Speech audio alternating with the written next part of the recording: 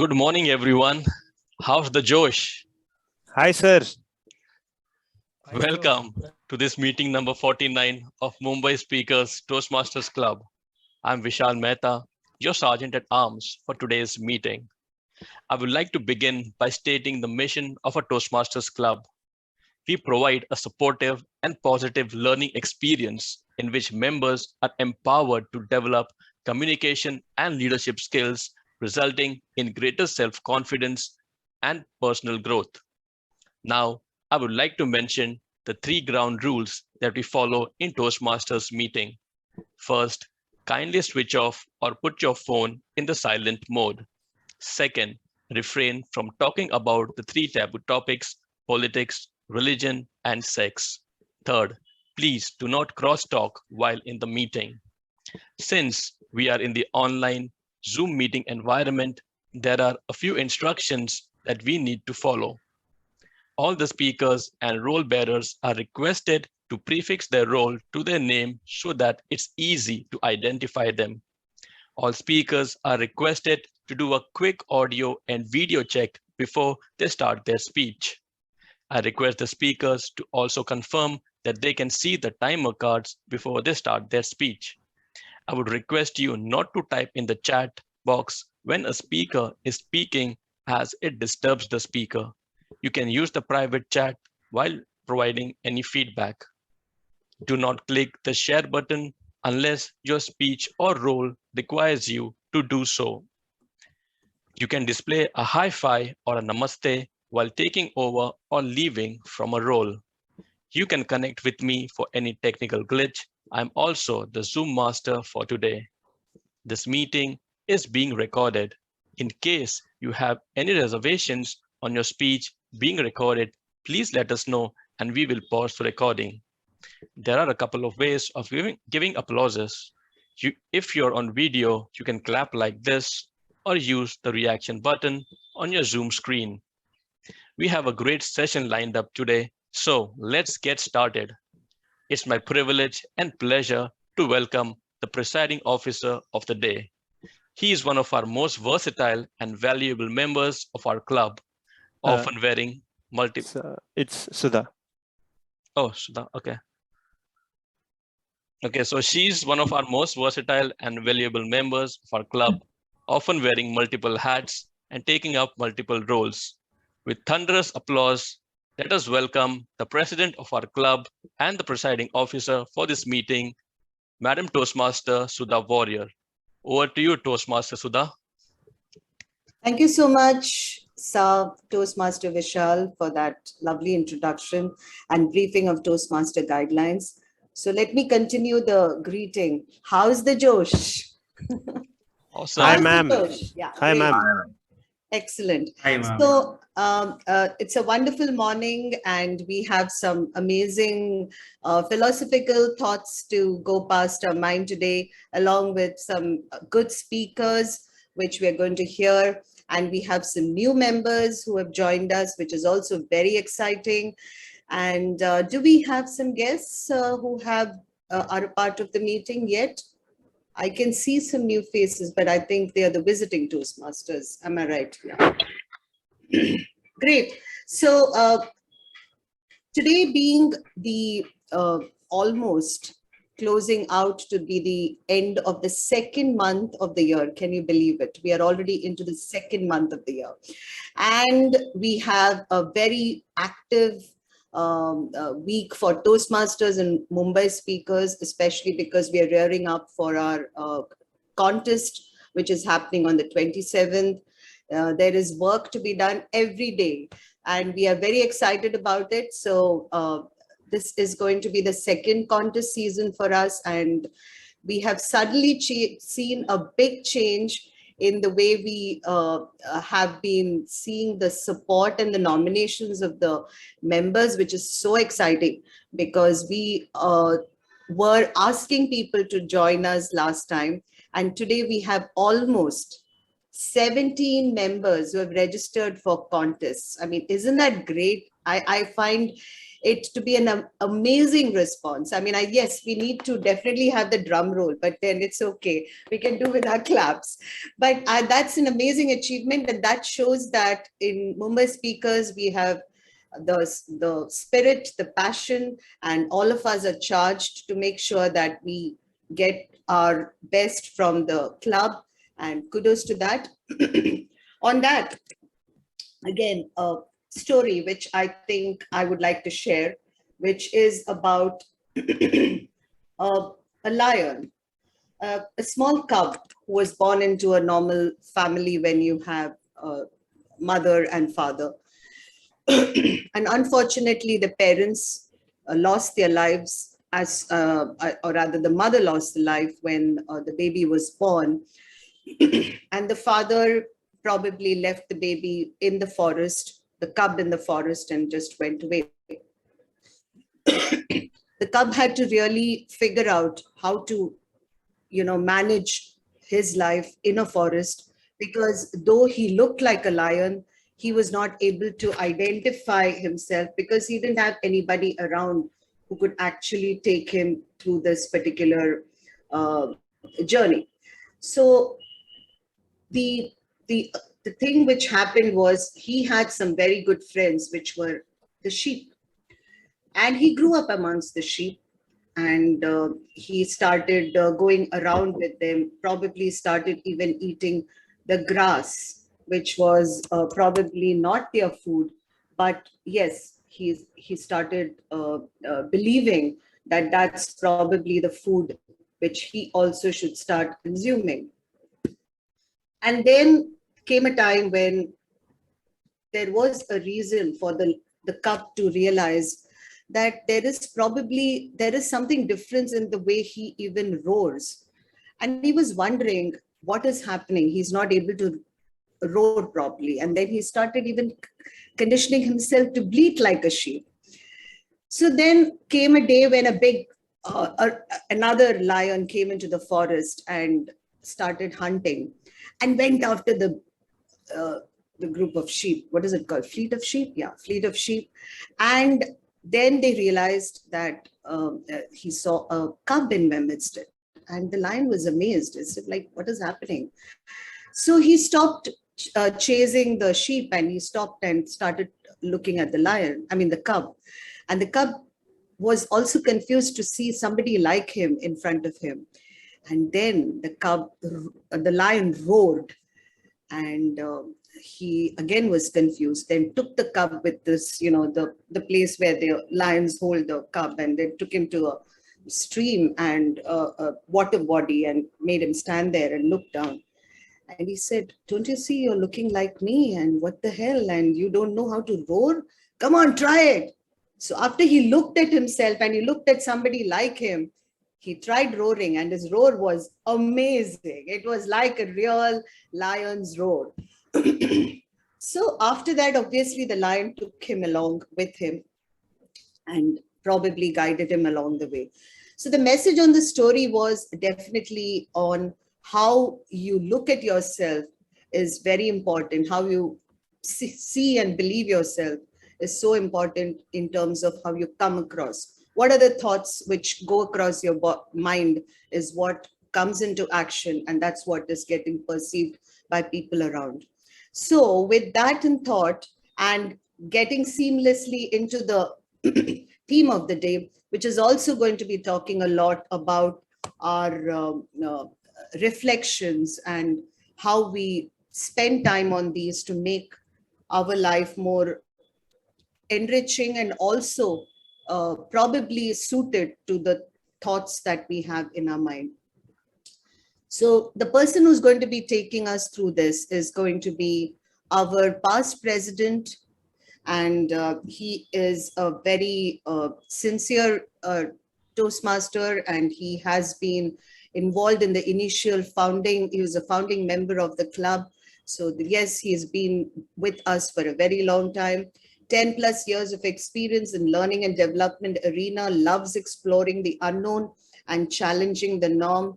I definitely know that he has a lovely daughter called Sheen, because she came across in one of our meetings, and definitely he has a dog. And the dog's name is Ginger because we hear him barking around when the meetings are going on. And what are his hobbies? Swimming and chess. I really don't know where you get this place for good swimming. You have to tell me that because I've forgotten swimming after I've left Dubai. Anyway, so without much ado, let's all put our hands together to welcome the Toastmaster of the day, who's going to take us through the session, Toastmaster Glenn. Over to you, Toastmaster Glenn. The stage Thank you so much, Toastmaster Sudha, for that warm welcome. Am I audible and visible? Yes, you are. Socrates said, "To know thyself is the beginning of wisdom." And so I set out on this journey to learn more about myself. Today, we're going to do a little exercise.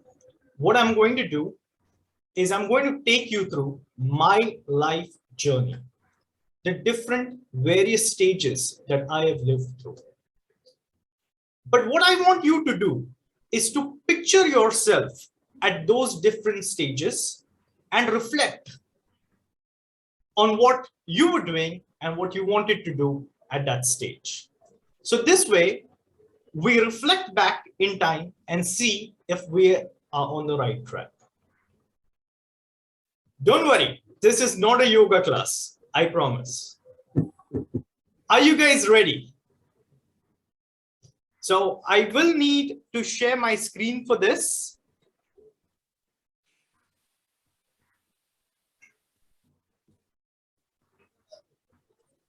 You have the rights. Yeah.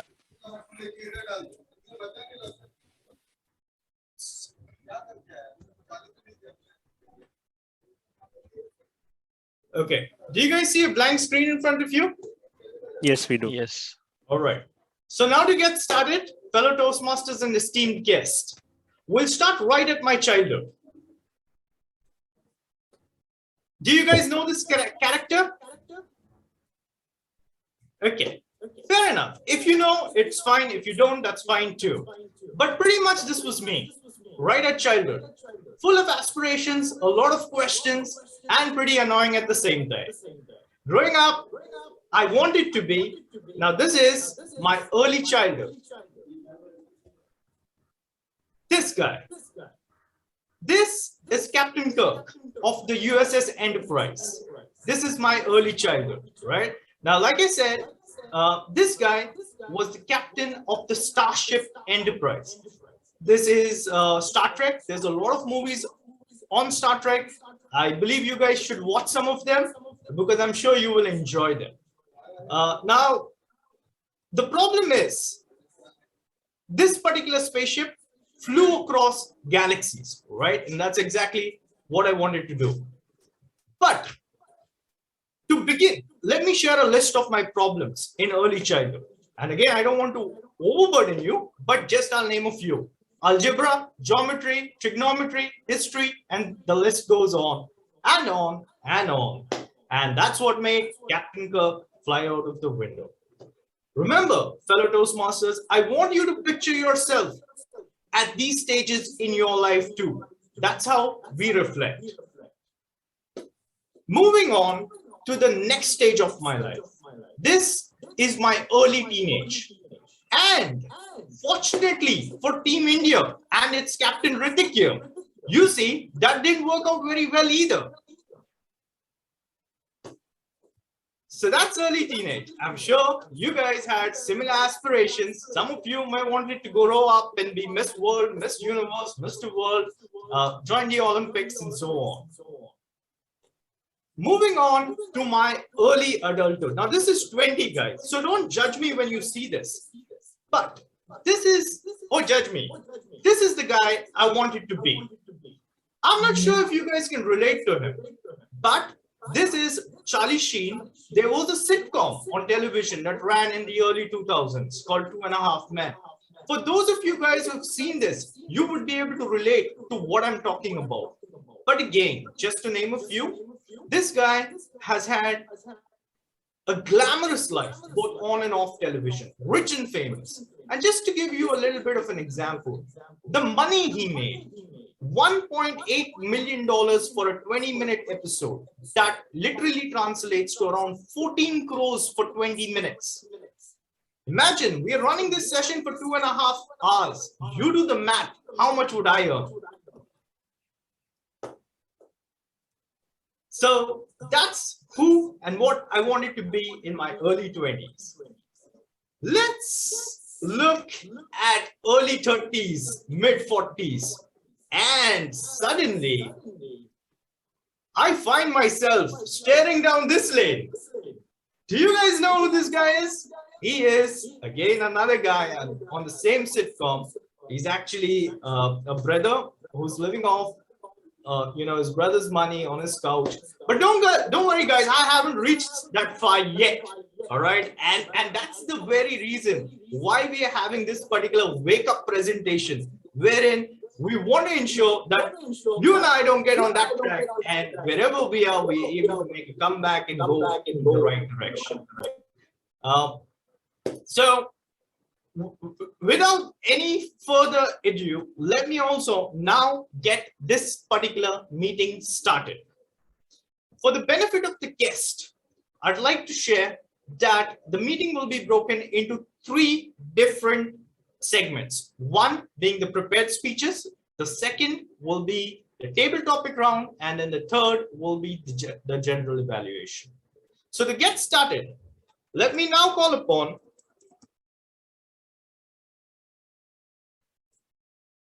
have I not stopped sharing? Okay. Sorry. Can you guys still see my screen? No. Okay, fantastic. All right. Okay, now to get started, let me now call upon Toastmaster Karthik. Just 1 second. Sorry, guys. Okay. My apologies. For a successful meeting, we will have the tag team, also known as the timer, our counter, and the grammarian. The timer for today's meeting is Toastmaster Karthik. He is a BTech student, and I asked him before the meeting, what is the best advice that he has ever received? To which he responded, joining Toastmasters, of course.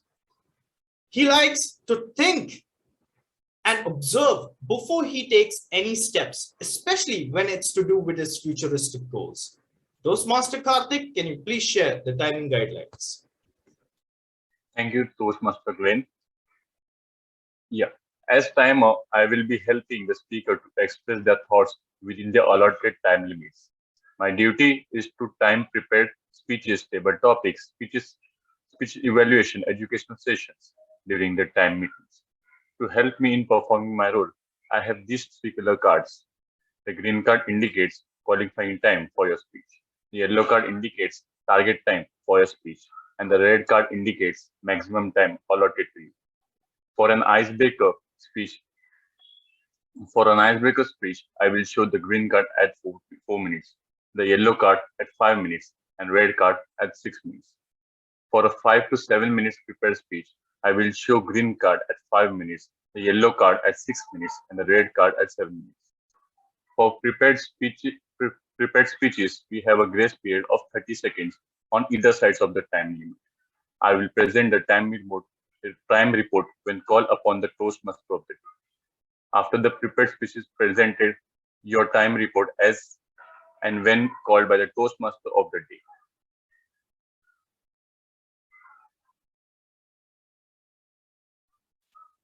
Thank you.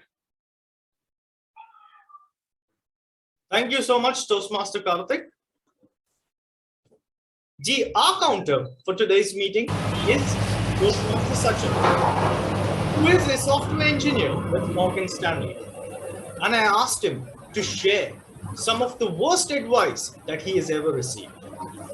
To which he responded, it's not actually an advice, it's a learning.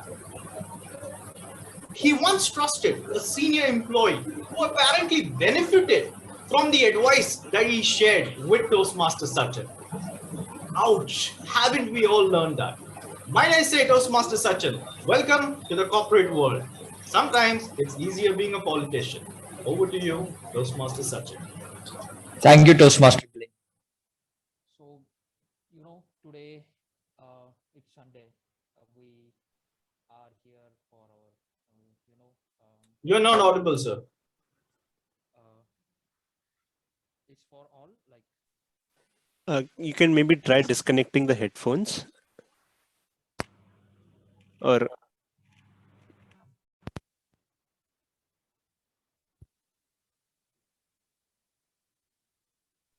okay, try reconnecting headphones and get the mic closer to your face. Is it audible? Little better, little more closer to your face. That'll be best. Okay. Perfect. Sounds good, right? 1 second, let me increase the volume.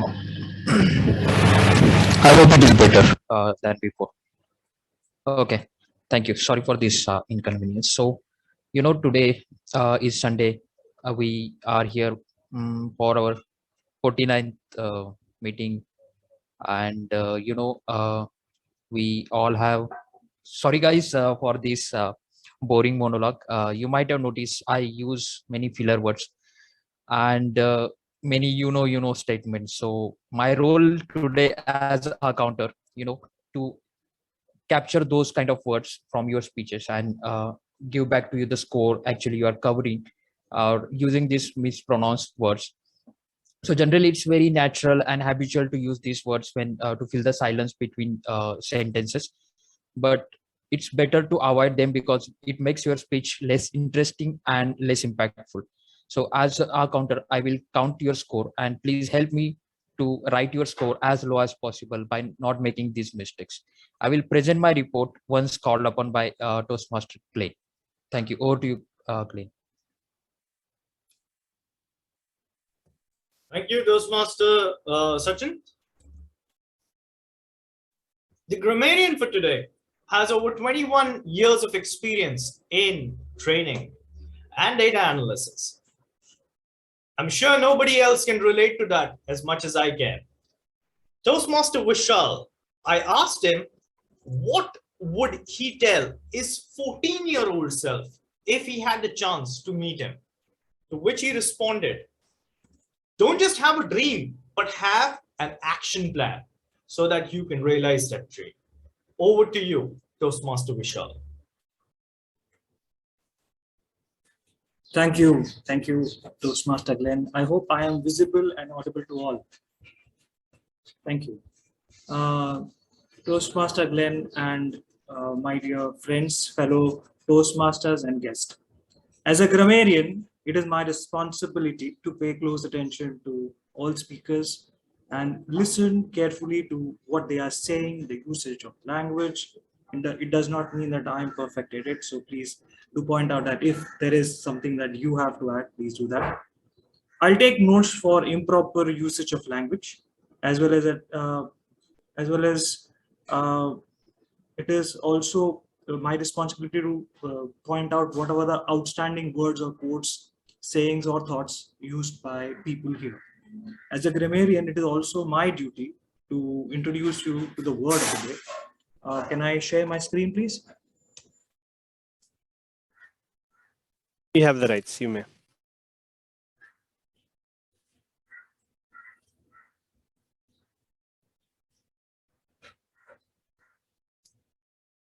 Oops, sorry.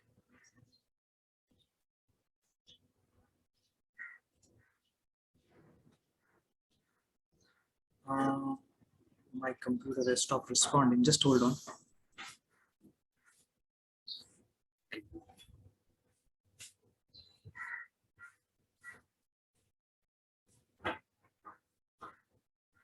Sorry for the delay. Can you see my screen? Yes. So the word for the day is virtuoso. It is called virtuoso. It really means two things, basically. It means a person being highly skilled at something, especially at music. Let me just take this down. Or any artistic pursuit. But But these days, you could actually use it for being extremely expert at something, or as a person with a special knowledge or interest or work of arts, or is curious to use, is curious to know something about it. So some usage is, in fact, I was just looking for this word on in a book. What can I use for today? So I found this sentence, and that's where I came across this word, and I thought, let's use it.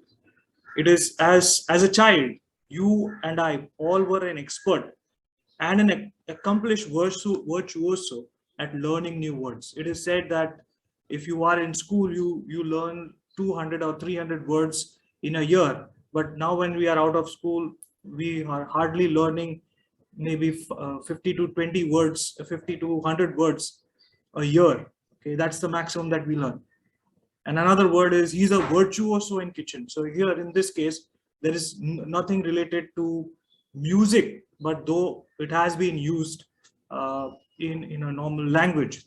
And lately, we had experienced the death of Lata Mangeshkar, and she is defined as an era of melodic and virtuoso singing, cinema or playback and more. So that's it for me. As and when called upon, I will share my report on fair usage of this word, and I encourage everybody to kindly use these words. With that, thank you very much. Over to you, Toastmasters, Glenn. So, thank you so much, Toastmaster Vishal. Now we get started with the prepared speeches for the day. May I now call upon Toastmaster Deep, who is the evaluator, for the first speaker, who is Toastmaster Vishal Mehta. Toastmaster Deep, can you please read the objectives? Thank you so much, Toastmaster Glenn, and a very good afternoon to one and all present here. Today, Toastmaster Vishal Mehta will be presenting his Level 1 Project 3 Speech 2, in which he will repeat a previous speech with the feedback that he has received in the same. The title of his speech is Sooner or Later, and timer, please note, the time limit is 5 to 7 minutes. I wish my speaker the very best of luck, and back to you, Toastmaster of the day, Toastmaster Glenn. Toastmaster Vishal Mehta, do you want to do a quick audio video check? Yes, am I audible and visible? Yes, perfect. Earlier this morning, I asked Toastmaster Vishal, what does he believe is his current purpose? To which he responded, he wants to continue to learn and improve and live each day better than the last. Sooner or later, Toastmaster Vishal Mehta. Toastmaster Vishal Mehta, sooner or later. Thank you, Toastmaster of the day, Glenn. The best time to plant a tree was 25 years ago. The second best time to plant a tree is today. Good morning, fellow Toastmasters and dear guests. I would like to share one personal story with you today.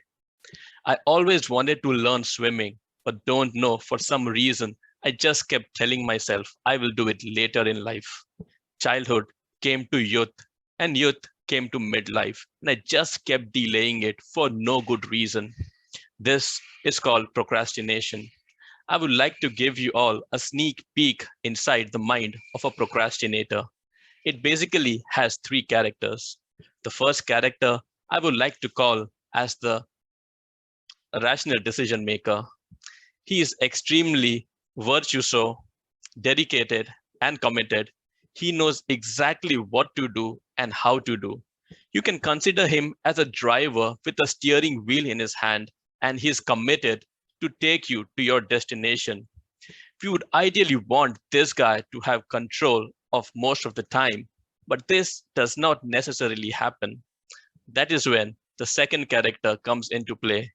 I would like to call this character as the instant gratification monkey. Now, this guy also loves to take control of the steering wheel, but this guy just wants things that's fun and easy. Let me explain to you with an example. Let's say you have an exam coming up in a few days.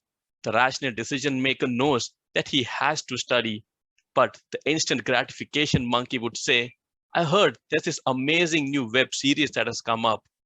So let's just watch that. And you end up spending hours, probably even days watching that.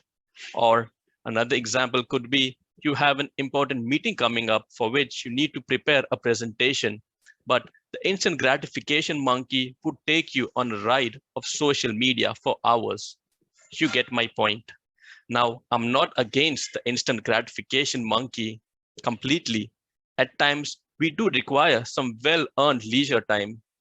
We just need to make sure we have the right balance. If the balance shifts too much in favor of the instant gratification monkey, then we have a challenge. And that's where the third character gets introduced. I would like to call this character as the panic monster. This guy is dormant most of the time, but he awakens when any deadline comes too close. Example, if the exam comes too close and if you haven't studied enough, then it'll show you the consequences that you may fail. Or if you're not prepared for a meeting, there will be consequence that your boss will get angry at you. Now the instant gratification monkey is terrified of the panic monster. As soon as the panic monster shows up, boom, the instant gratification monkey is gone. And finally, the rational decision maker takes control and will take you in the right direction. This is the procrastinator system. It's not very funny, but in the end, it works. Now, coming back to my personal story, I finally learned how to swim just a couple of years ago, a few months before the pandemic started. Now, I always wanted to do that, and years ago, I had already made all the inquiries at the swimming club. Now, this place was about 30 minutes from where I stayed. The timings were 7 p.m. to 9 p.m., and it was 6 days in a week.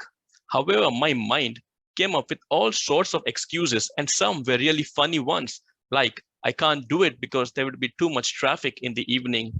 What am I going to do about dinner? What about my evening meetings and calls? This went on for a very long time until one day I finally decided I have to do this. Now, the funny part is that the same mind that was earlier giving me excuses now started giving me suggestions. Like I could take some of my evening calls while commuting to the swimming place, or I could delegate some of my calls to someone else in my team, or I can look at having my dinner a bit early, like 5 or 5:30 p.m. for a couple of months. I figured it was like a jigsaw puzzle. I was trying to fit in a new piece with some of the pieces that were already existing, and it just won't fit in. All I had to do was take all the other pieces out, put this new piece in up front, and then align the other pieces around it. So fast forward 2 months, I was able to get my swimming basics done and able to swim on my own. It was an amazing feeling. And I thought to myself, why did I have to wait for so long to be able to do this? I could have really enjoyed some of my holidays or vacations so much better only if I'd known how to swim. But as they say, better late than never. So in the end, I'm pretty happy that I did it. Fellow Toastmasters and guests, I would like you to ask yourself this question. How many things in life are you procrastinating on? Do you want the instant gratification monkey to take control, or you're just waiting for the panic monster to show up so that the rational decision maker can finally take control? I think this is something worth thinking about sooner rather than later. Thank you, and over to you, Toastmaster of the day, Glenn.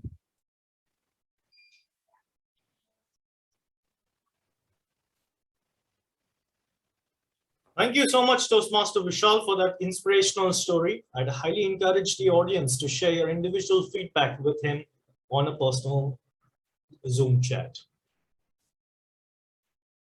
Now, to move on to our second speaker of the day, may I please request our president, Toastmaster Sudha, to read the speech objectives for Toastmaster Riddick. Thank you so much, Toastmaster of the day. Today, my speaker would be delivering his L2P3 speech, Introduction to Toastmasters Mentoring, under the pathway of dynamic leadership, with time allotted 5 to 7 minutes. And the objectives of the meeting, objectives of the speech is that the member would clearly define how Toastmasters envisions mentoring. The purpose of the speech is for the member to share some aspect of a previous experience as a pro-tage. So good luck, Toastmaster Ritik, and over to you, Toastmaster Ritik. Thank you. Thank you, Toastmaster Sudha. Toastmaster Ritik, you are visible. Can we have a quick audio check, please? Am I audible? TMoD? Perfect. Are we also able to view the timer screens? Right. Let's spotlight that as well. Okay. Okay, perfect. Yeah. I asked Toastmaster Ritik, what would he tell his 14-year-old self? And he said, he would say, it's okay to fail. One day you would rock. Go ahead, champ. Toastmaster Ritik. The great masters are great mentors. Toastmaster Ritik. Toastmaster Ritik, great masters are great mentors. Thank you, Toastmaster of the day.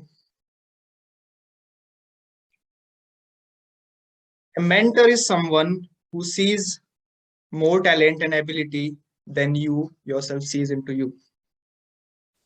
And he can help you to bring it out yourself. Mentorship is the influence, guidance, and direction given by the mentor. A mentor helps the mentee to become his or her best version. According to you, what is one quality you look into your mentor always or admire the most? Anybody in the audience? The one quality which you look into your mentor always or admire you the most? Confidence. Confidence. Listen. Leadership. Support. Support. Someone who always understands. Understand. Many more. He always looks after your back. Even he doesn't always shows that he's after looking for you, but he will always be for you on the back also. Okay. Role model. He should be a visionary. Okay. Okay. So if I summarize all of this into 4 things, so they will be, the first is experience. Your mentor should be experienced. You don't want Rishabh Pant to mentor Rohit Sharma because that will be too hilarious. Because experience is something you can't say like I'll go there and hit the boundaries from ball one. There are great batsmen on the crease, but they wait for their time. They play first 10 to 15 balls and then they smash 6s and 4s. So experience is something which a mentor requires a lot. And that's the first thing, and that's the most important thing in a mentor. The second thing is positive and supportive. So this kind of thing is required because if someone is a mentee for a mentor, he doesn't have all those skills which the mentor has. That's why he is mentee to that mentor. Why we need positive and supportive environment? Because if Virat Kohli or team committee didn't back Rishabh Pant, we wouldn't be winning the GABA match today. So you need to support someone, you need to back someone, and you need to show the positive environment to that person. Because if you understand, if you know about cricket, you know Mahendra Singh Dhoni. He left the team and we needed a wicket keeper there. And nobody can replace MS Dhoni because he's so great personality and a mind which nobody can decode. That's what I know about him. So you need someone who can replace him, and there was a person called Rishabh Pant. We also had a few other names, Sanju Samson, Dinesh Karthik, but we need something who can finish the game. So our Team India backed Rishabh Pant. They started doing experiments, and the kind of strike rate and average he had in the start of 10 matches, they were like, throw him out of the team. But they didn't do that. What they did, they backed that man, and he played some of the terrific innings which nobody could play. because everybody can't play in the same way. You need someone who can defend, you need someone who can hit sixes, and you need someone who can take singles and doubles too. So you need positive and supportive environment for your prodigy. The third thing is respectful and caring. You can't be like, if you're Rohit Sharma and you are saying, you are Shreyas Iyer, you can't be like, you're sitting with me, go back to the seats. So you have to respect your teammates also. Here it's mentee, prodigy. So you have to show the respect to that person. He might not be that good as you are, but the kind of respect you give to your mentee, that's important. The one thing about respect is, if you can't give respect, don't expect the respect to you. Why the caring is there? In today's era, in anything, whether you call it a corporate, cricket, football, or anything, there is a lot of pressure on everyone. Everybody wants to perform better. So some way you can fail. So you need the caring environment too. If you heard about Glenn Maxwell from Australia, he faced a similar situation. He went to depression. He took around 6 to 7 months break from international cricket. And there is another example of Ben Stokes from England. So being as a mentor, you have to be caring for your prodigy. The fourth and the last thing is committed and dependable. If there is a Rahul Dravid on the crease, you are dependable on that, because you know he won't throw his wicket easily. So you need someone who is dependable and committed, because a prodigy will learn from his mentor's behavior, and that behavior is too much important for him. If I summarize all those four things, they are experience, positive and supportive, respectful and caring, and committed and dependable. These four things you need as a must, being as a mentor. When I was in the college, I was one of those people, as a person, I used to do experiment a lot. You can imagine as a Rishabh Pant. Sometimes I think, let's try to hit a first ball as a six. It will raise my, it will improve my strike rate.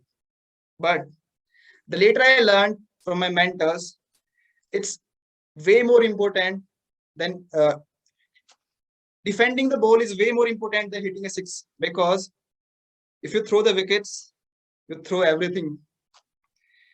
That's why a mentor can do anything if he sees something in you. In the end, I want to summarize all of this by saying the great masters are great mentors too. Over to you, Toastmaster of the day. Thank you so much, Toastmaster Ritik. That was really insightful. I again request the audience to share your individual feedback on the chat with Toastmaster Ritik.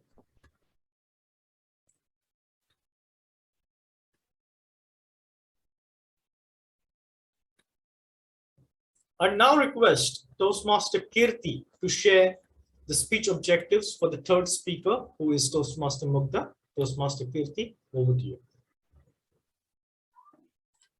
Thank you, Toastmaster Glenn.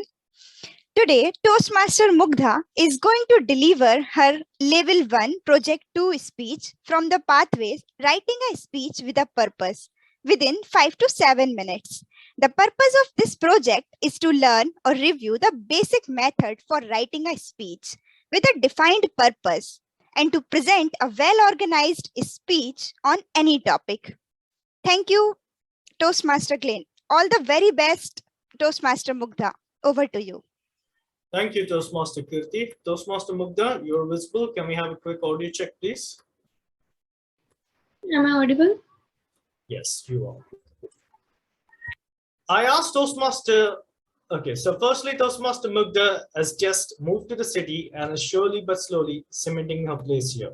She's a Bachelor of Finance student, and I asked her earlier this morning, what excites her to get out of bed and start her day? To which she responded,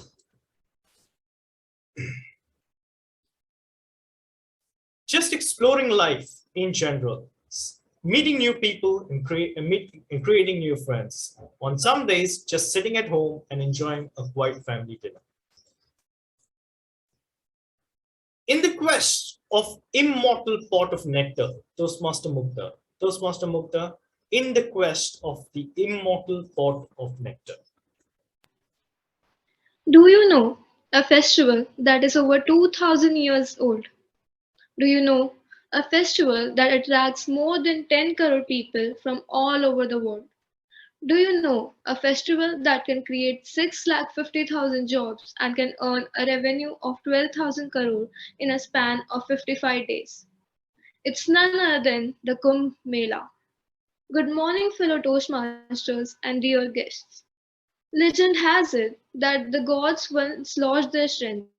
In order to regain they agreed with the demons to churn the ocean of milk for Amrit, the nectar. This was to be shared equally between the demons and the gods. However, a fight broke out, which went on for 12 human years. During the battle, the celestial bird Garuda flew away with the kumbh that held the nectar. Drops of nectar are believed to have fallen in the four places where the Kumbh Mela is now held, that is Prayagraj, Haridwar, Nashik, and Ujjain. Since then, Kumbh Mela have been taking place at one or the other of the four places in the course of 12 years. Another reason why the Kumbh Mela is celebrated every 12 years is due to the fact that Jupiter completes a round of the zodiac in about 12 years uh, when a certain combination of four planets takes place.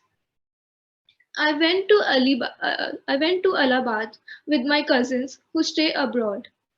Unknown to the railway timetable, we reached Allahabad at 3 a.m. in the morning. It was a very chill morning. We were shivering a lot.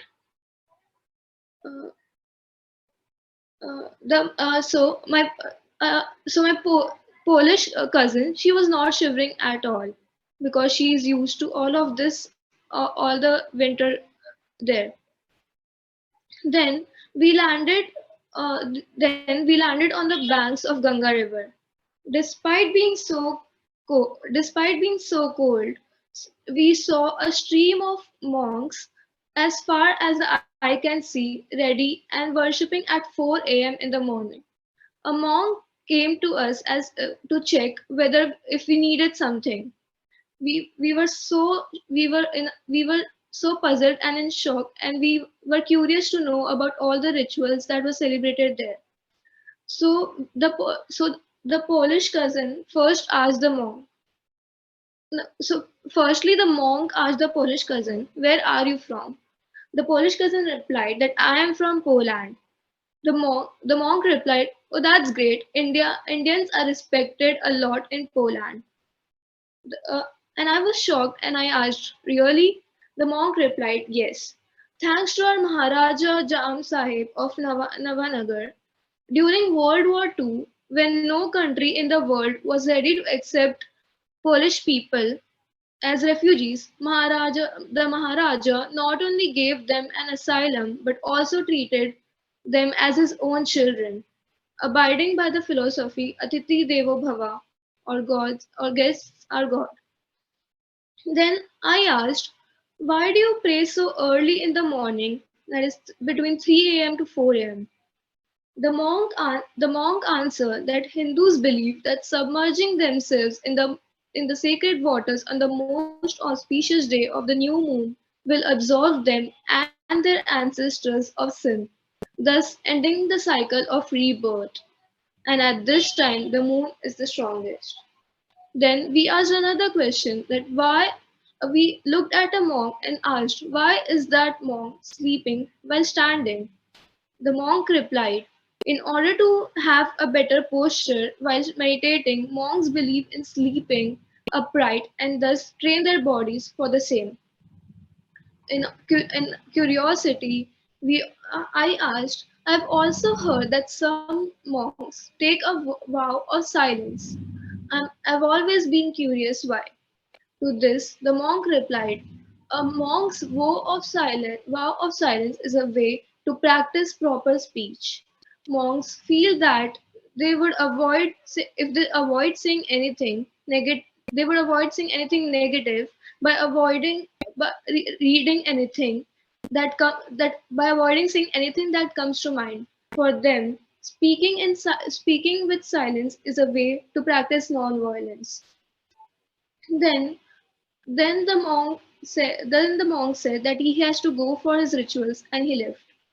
Then we then our the cousins and I roamed around the streets exploring the Kumbh Mela.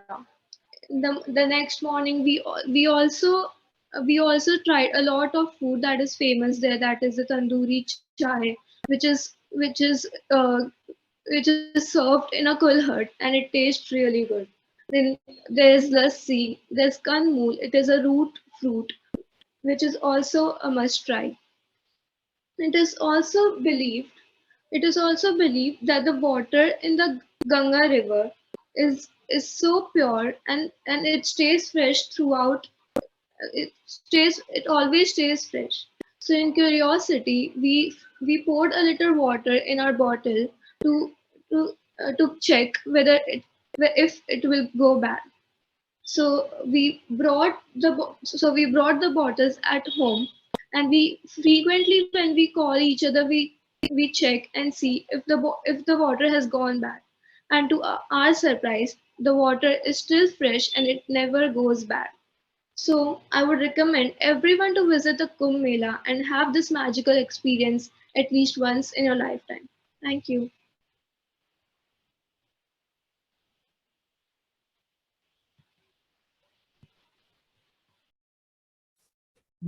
Thank you so much, Toastmaster Mukta. Believe it or not, I'm actually reading the book on how to think like a monk, and I'm sure I'll learn a lot of what you just read. Again, to the audience, please share your individual feedback with Toastmaster Mukta.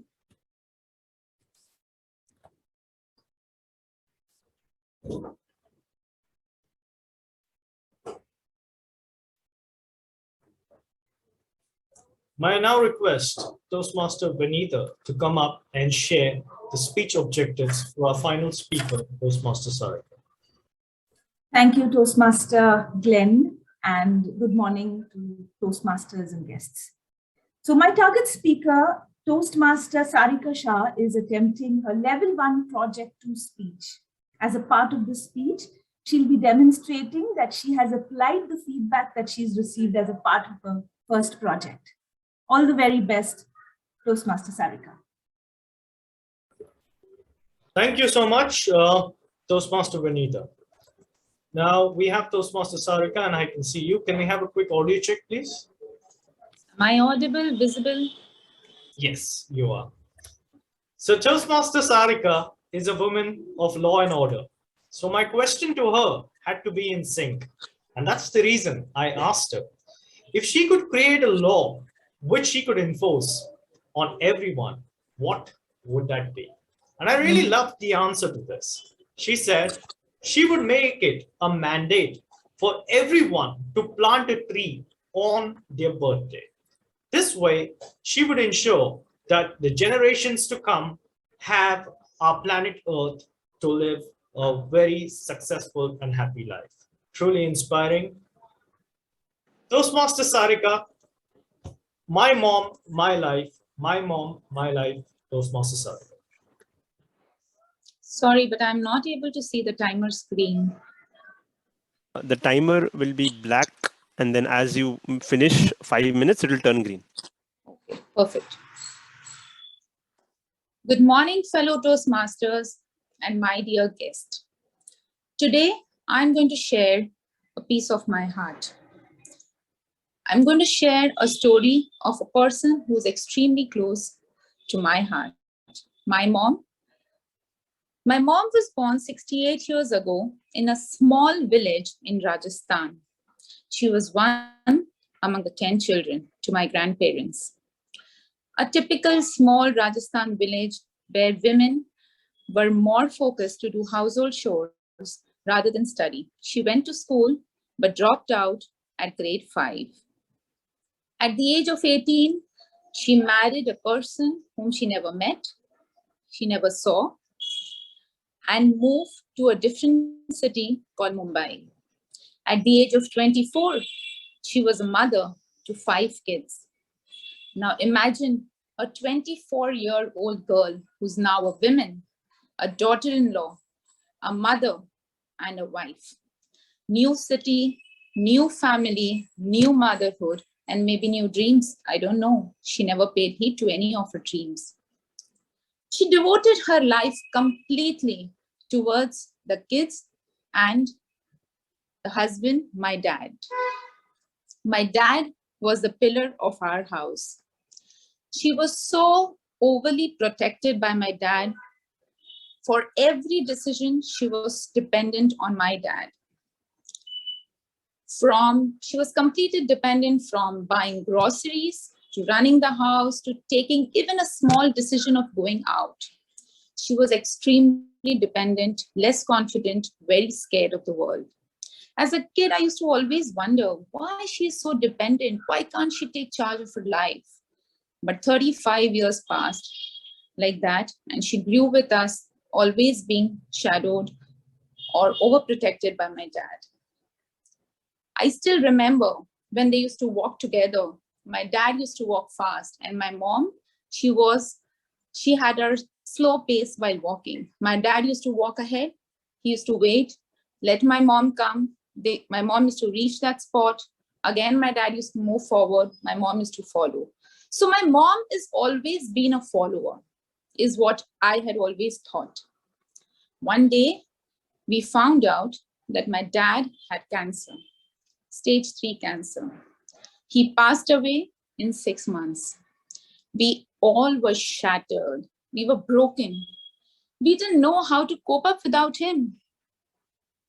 And we were more worried that how will my mom survive without him? Because the entire life we have always seen along with him. Suddenly, but sometimes the people we least expect can actually change things in the world.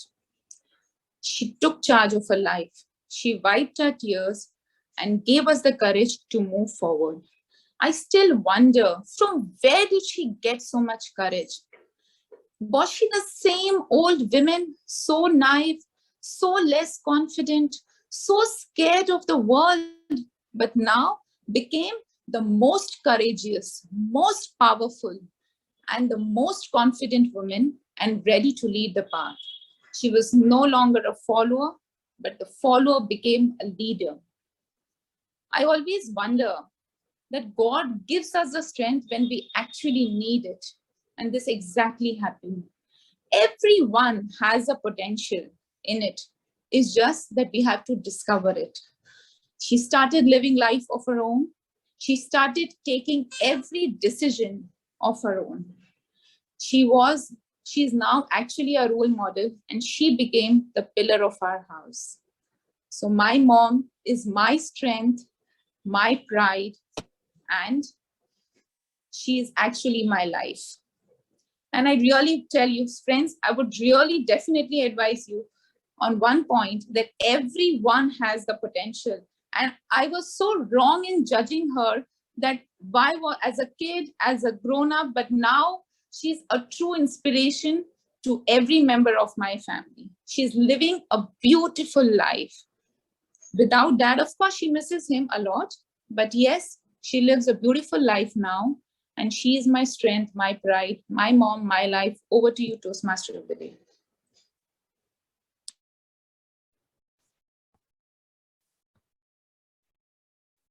Thank you so much, Toastmaster Sarika, and I'm sure everyone can relate to that. That's really personal. Audience, again, please share your individual feedback with Toastmaster Sarika. In the meanwhile, may I please ask Toastmaster Karthik to share the timer's report.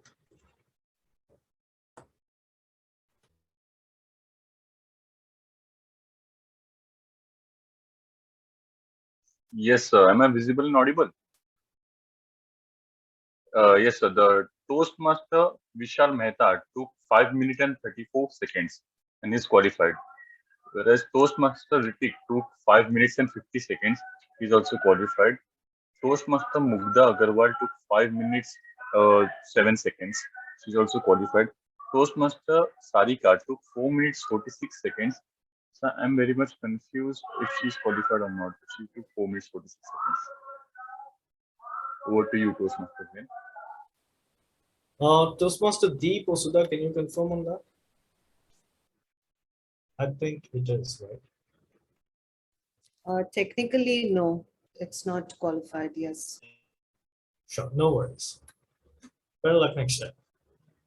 Okay, to move on. The polls are ready if we can launch. All right, let's launch the polls as well so that we can get that completed too.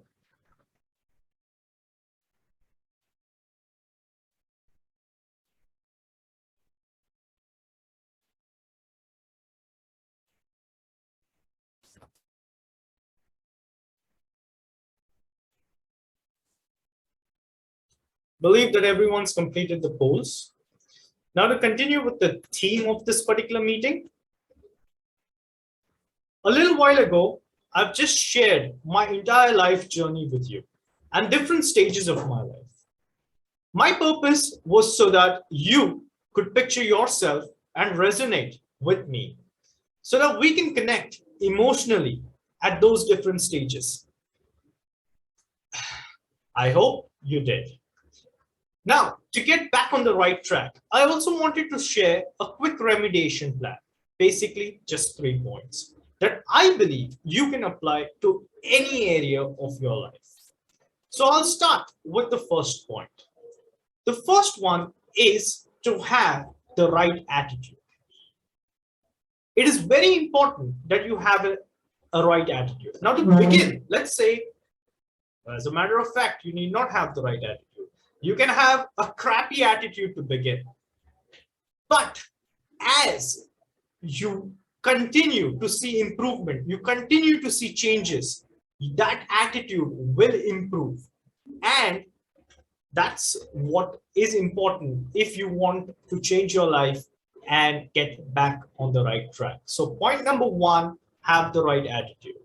Remember, Henry Ford said, whether you think you can or you think you can't, you are right. For the second point that I'd like to share, I would again request permission to share my screen really quickly. You have the rights.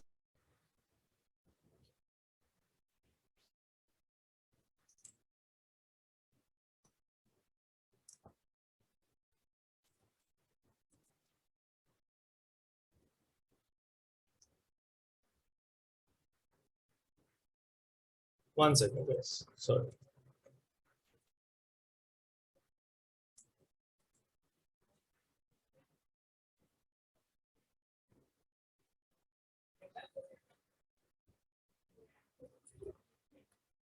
Okay. Point number 2 is to have a starting point. And that's really essential. You got to start somewhere. Now, what do I mean by having a starting point?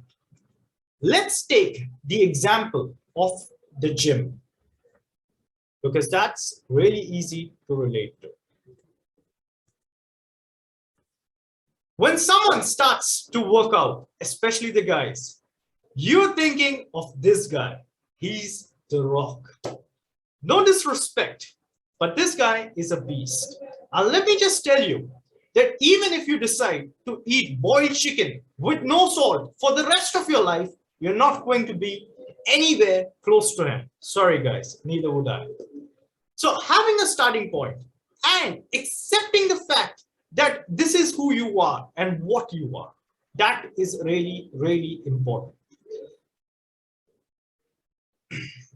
See, continue. When you go to the gym, you start off, you go for a month, you go for 2 months, you go for 3 months, you don't see any changes, right? That's the problem.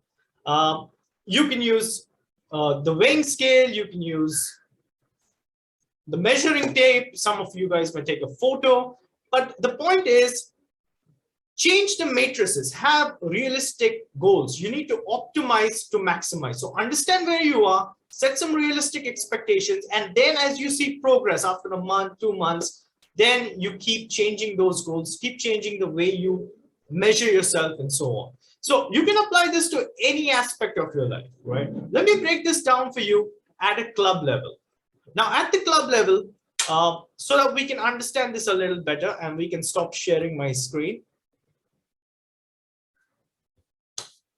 All of us on this particular meeting here today, in this particular meeting, I think want to be able to deliver Worcester speeches just like Toastmaster Babu. After all, he is the rock of this club, right? But we're not going to be able to do that. So what do? We come here every Sunday morning and we learn from him. That's how we improve. And as we keep improving, slowly and surely, we'll probably be able to rub shoulders with him someday.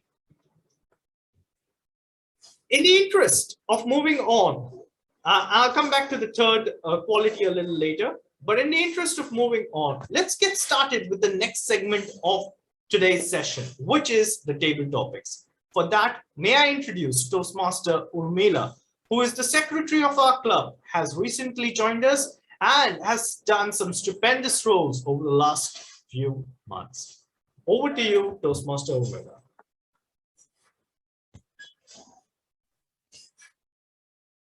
Am I audible and visible? Thank you. You can speak well if your tongue can deliver the message of your heart.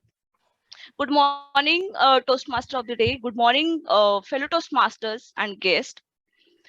Today's speakers are really virtuous speakers and they have delivered their speak fantastically. But in real life, do we really have time to deliver prepared speeches? No. Right? The ability to speak confidently and clearly without any preparation is a very vital skill and it simply comes with practice. At Toastmasters, the table topic session allows us to practice and speak confidently in a safe and friendly environment. Now let me call the timer to give you the time guidelines. Yes. Timer? So today, as I am a timer, I will play the role of Dr. Strange also. For table topics, each speaker is encouraged to speak for 1 to 2 minutes. I will show the green card at the end of 1 minute, the yellow card at 1 minute 30 seconds, and the red card at 2 minutes. For the table topic speeches, we have a grace period of 30 seconds only on the upper side of the time limit. I will present the time report when called upon by the table topic master. Thank you. Thank you, Timer Karthik. I would request all the participants to take maximum benefit from this table topic session. If anyone can raise the hand to participate in table topic, or may I call out from audience? I think Ritik has volunteered. Yeah. Ritik. So, Toastmaster Ritik, your topic will be, which is worse, failing or never trying? Which is worse, failing or never trying? Over to Toastmaster Ritik. Okay. So actually, I have one motto, which is never give up. So I'll go with the worst thing is never trying rather than failing. Failing, it's okay to fail, but not trying is not a good thing to do. Because when you fail and you stop doing something, if you want to pick up that thing in future, you'll start from there only. So rather than failing, let's try to retry it again. It may not be better in the future, but it will get better as compared to failing. Suppose you failed in 12th and you stopped studying. What would have been the scenario there? You would have been working at a restaurant or something, but you gave your exams again and you passed in those exams and you did something else. Suppose you did engineering like me.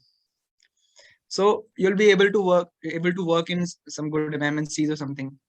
So rather than stopping at some place, try to do a retry again.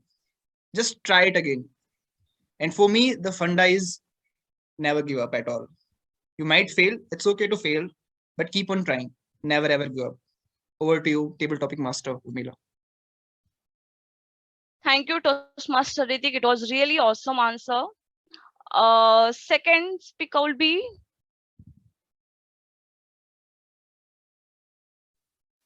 Sachin. Okay, Toastmaster Sachin. Your topic will be if not now, then when? If not now, then when? Over to Toastmaster Sachin. Thank you, Toastmaster. I hope I'm clearly audible. Please Yes, you confirm. are. Okay, Yes, you cool. are. Thank you. Can you please repeat, Urmila, the topic? Sorry. So your topic is if not now, then when? Over to you, Toastmaster Sachin. Thank you, Toastmaster Urmila. So generally, time is very precious. We wait for time, we consume time, and everyone, as they said, right, we get 24 hours a day. And to utilize that 24 hours, we have been given free will. Like one can use that 24 hours into sleeping, one can use for productive hours, one can use it for social media. But generally, that time gives us the leverage, that time gives us the decision to make whether we would be successful in our life or we would be live a mediocre life. So similar time has been got to the great leaders like Netaji or Mahatma Gandhi and all, and similar time we are getting for our daily duties. So if we have any dream, we have any aspiration to do, I think we should try now instead of waiting for that. I will do it tomorrow or procrastinating that. So my suggestion would be to get to fix the time what you are trying to do. There are various tools like Pomodoro techniques and all that we can utilize. If we are not able to plan our time, then we can take the help from tools which will help us to plan our time and utilize that in a better way. So my suggestion to all of us that time is very precious. As we say, time is money. We can use that time with help of tools and technology we are getting at present moment.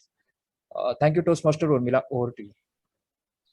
Thank you, Toastmaster Sachin. Yeah, absolutely. Time is very precious, and if it's fly away, then it won't come again. Yeah. So next topic will be next speaker, Harsh. Okay. So Harsh, for you, is it more important to love or be loved? Is it more important to love or be loved? Over to you, Toastmaster Harsh. Thank you, Toastmaster Miller. Is it more important to love or to be loved? Yeah. I would like to say that if you want to be loved by someone, you first have to love someone. You need to know how to love someone. You need to learn how to love someone. Until you do not understand what love means, or you do not care to love someone, you will never understand even if someone is loving you. Irrespective of someone you love or not, but you need to understand when someone loves you, right? You need to understand if you're being loved. You need to know that. That self-awareness will only come if you know how to love someone. You learn how to love someone. That is very much important. And the feeling when it comes, when you see that you love someone, you care for someone, you appreciate someone, you think about them the whole time, and you really care for them. That teaches you how does it mean, how does it care to love someone. And when someone does the same to you, it's just a bliss for you, and you just count that moment and you remember each and every part of it. Thank you. Over to you, TTM. Urmila. Thank you, Toastmaster Harsh. Am I echoing? No. Okay. So yeah, one of our speaker has also mentioned in today's speech that yes, you just give respect, get respect. So similarly, you just love, you will get it back love. Yeah. May I ask guest Darshan to participate in table topic session?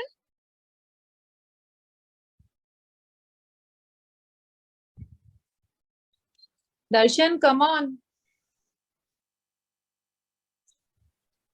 Okay, so let's move to next speaker, Vishal. So Vishal, for you, the unexamined life is not worth living. The unexamined life is not worth living. Over to you, Toastmaster Vishal. Thank you, table topic master Urmila.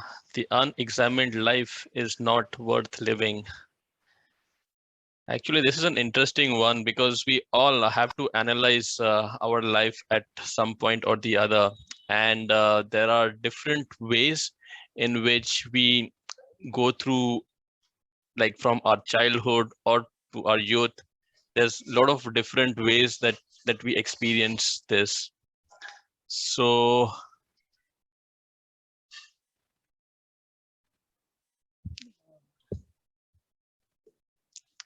sorry, I can't really think much, so I'll just pass it back to you, table topic master Urmila. Come on, Vishal, you have delivered very good speech today, so you can relate something that. Something from your life, a life story. Come on. Yeah. Can I have the title again, if you don't mind? Yeah. So title is The Unexamined Life is Not Worth Living. Right. So I believe this talks more about reflections, as in how we sort of reflect certain events that happen in our life. When we are actually in that moment, we normally feel that why is this thing happening to us? But it's only if we like really push ourselves and really go through the other side, and then we actually reflect back on that event. You actually say to yourself, thank God I really pushed myself, and that's the reason I am actually here. And I'm sure like each and every one of us can relate to this incident, right from the time we start walking or even trying to learn how to ride a bicycle. At a point, if we had fallen once riding a bicycle when we were learning, I don't think we would have ever gotten up, right? But the reason we've learned is because we continuously kept trying and trying until we finally learned how to ride the bicycle. So yeah, I believe that's how I would like to end it. Thank you, Toastmaster Urmila. Thank you, Toastmaster Vishal. Anyone would like to go with the table topic? Evaluator Kirti. Okay. So, Toastmaster Kirti, your topic is, what does growing older mean to you? What does growing older mean to you? Over to you, Toastmaster Kirti. Thank you, Toastmaster Urmila, for giving such a wonderful topic. Going older, what it means for me. If we will become more older, then we will get more experience. As at our home, we got lot of experiences from our parents, from our grandparents. They are always ready to give lot of suggestions. And sometimes we, as a new generation, think that these all suggestions will not work for us, for our generation. At that time we decide, let's leave it and we will follow our dreams, we will follow our intention, our intuitions behind that. But after doing that all activities, we realize that no, what they were saying, that was correct. I would like to share one example with you. Like in today's scenario, we are using the mobile phone for payment most of the time. So I usually do in my college life, I prefer to keep mobile with me, with no money. But my father always said that always keep 200-300 amount in your pocket, money in your pocket. But I always like try to prefer mobile for that. But one day when I was I was going somewhere, I was not having the money, and I was like having this thought, my father said that I should have money, I have to do the payment. But at that time, like Ola and Uber service was not available in that particular city, and I have to book a cab. But I was not having the cash in my hand, and I was not able to do the payment. So it was very difficult for me at that time to give money to someone. I was searching for the ATM, but I was not able to find that. So on that day I realized, if you are not following the instruction given by your older, then it is very difficult. So we always need to follow what older people are saying. They might be correct. We always need to put our intuition and our learnings as well with the older as well, like old people giving suggestion, that also we need to follow. With this, I would like to end it up. Thank you. Over to you. Thank you, Toastmaster Kirti. You are such a virtuous speaker. Next, I would like to give a chance to Rishikesh. So Rishikesh, your topic will be, what does growing older, So there is nothing wrong with discovering who you are. There is nothing wrong with discovering who you are. Over to you, Toastmaster Rishikesh. Thank you. So, just as the earlier speech on as you grow older, we discover also. I just thought about it in a different perspective. As you grow older, you try to explore yourself. You found out whatever things you in the childhood wouldn't think of it. You explore yourself, you discover yourself, you find your new potentials. And as I got my first mobile in my around 20 years of age. I first started using mobile. I got used to it at 20 years of age. My father probably used it at 50 years of age, and I could see a child using it at 5 years of age. So we could see a generation wherein as we grow older, as new people come up, my father took it 50 years, I took 20 years to get to used to it. And a small child got used to it at 5 years of age. So that's all I can relate to the topic. Thank you. Thank you, Toastmaster Rishikesh. I would like to give chance to Sarika, Toastmaster Sarika.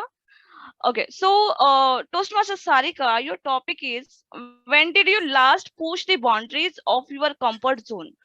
When did you last push the boundaries of your comfort zone? Over to you, Toastmaster Sarika. When did I last push the boundaries? I think I push my boundaries every day. I really like to challenge myself. But one incident, if I can remember, is I'm always very fond of, and I get attracted to doing a lot of new things. So, whenever there is something new that is there, I want to try it, because I don't want any regret in my life that in a later stage that I failed to try. So failure doesn't matter to me, but at least trying is very important.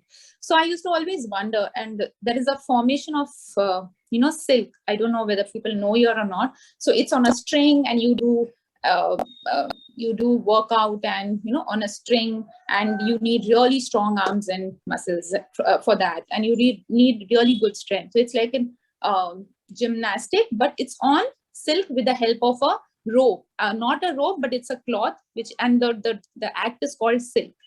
So I was always too attracted that, I want to try this. And then I started in the lockdown. In fact, just after the lockdown got over, I thought that let me try doing that class. And I did attend that class. I did attend around 12 sessions. And then I realized, oh my God, it's not my cup of tea. But I'm so proud of myself that at least I tried, and I now don't have any regret, because I really need to first build up my strength and then go for it, So that is what I would always, always push your boundaries. Whenever at the later stage, when you die, you will only have one regret of not trying that thing, rather than, on what all things you failed. So I really feel that push hard, push your limit, and you never know, that becomes your passion and you just bloom. So yeah, over to you, TTM. It was stupendous speech, Sarika. Thank you so much. Do we have time so we can get one more topic? We can shall we go ahead, you can do one more topic. That's fine. Okay, so anyone from audience or guest, Darshan, would you like to participate? Yes, sure. Yeah. So guest Darshan, topic. So your topic for is, does it really matter what others think about you? Does it really matter what others think about you? Over to you, guest Darshan. Yeah, this is a very interesting thing to speak on. And sorry for the previous chance that was given to me. See, thing is, I will present two perspectives over here.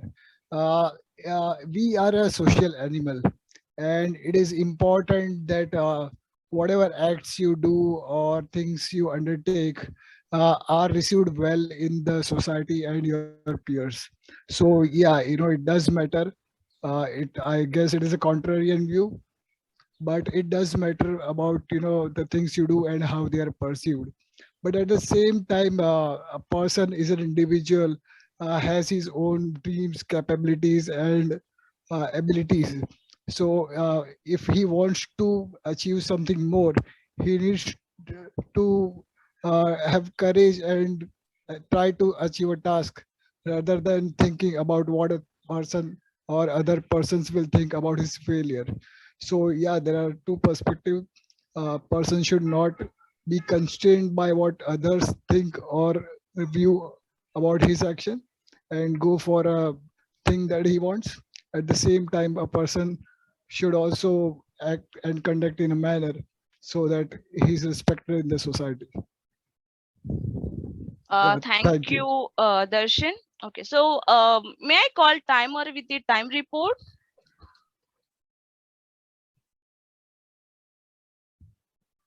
Yes, ma'am. Yeah, am I audible and visible, ma'am? Yes, you are. Yes. So Toastmaster Ritik took 1 minute 17 seconds and he's qualified. Toastmaster Sachin took 1 minute 29 seconds and he's also qualified. Toastmaster Harsh took 1 minute 4 seconds. He is also qualified. Toastmaster Vishal took 1 minute 43 seconds. He is also qualified. Toastmaster Kriti took 2 minutes and 9 seconds. She is also qualified. Toastmaster Rishikesh took 1 minute 6 seconds. He is also qualified. Toastmaster Sarika took 1 minute 46 seconds. She is also qualified. Guest Darshan took 1 minute 21 seconds and he's also qualified. Thank you, timer Karthik. Okay, so with this, I just wanted to quote one thing. William Ernest Henley said, "I am the master of my fate. I am the captain of my soul." With that, I am handing over the stage to Toastmaster of the day, Glenn. Thank you so much. Over to you, Toastmaster Glenn. Toastmaster Glenn, the polls for table topics are ready if you want to conduct the same. Thank you so much, Toastmaster Pramila. Yes, can we have the polls for the table topic session, please?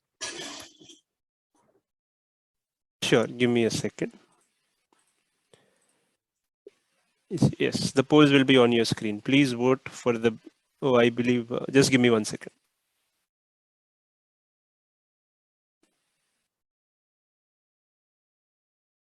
I believe we have some confusion. So just give me 5 minutes. I'll get the polls ready.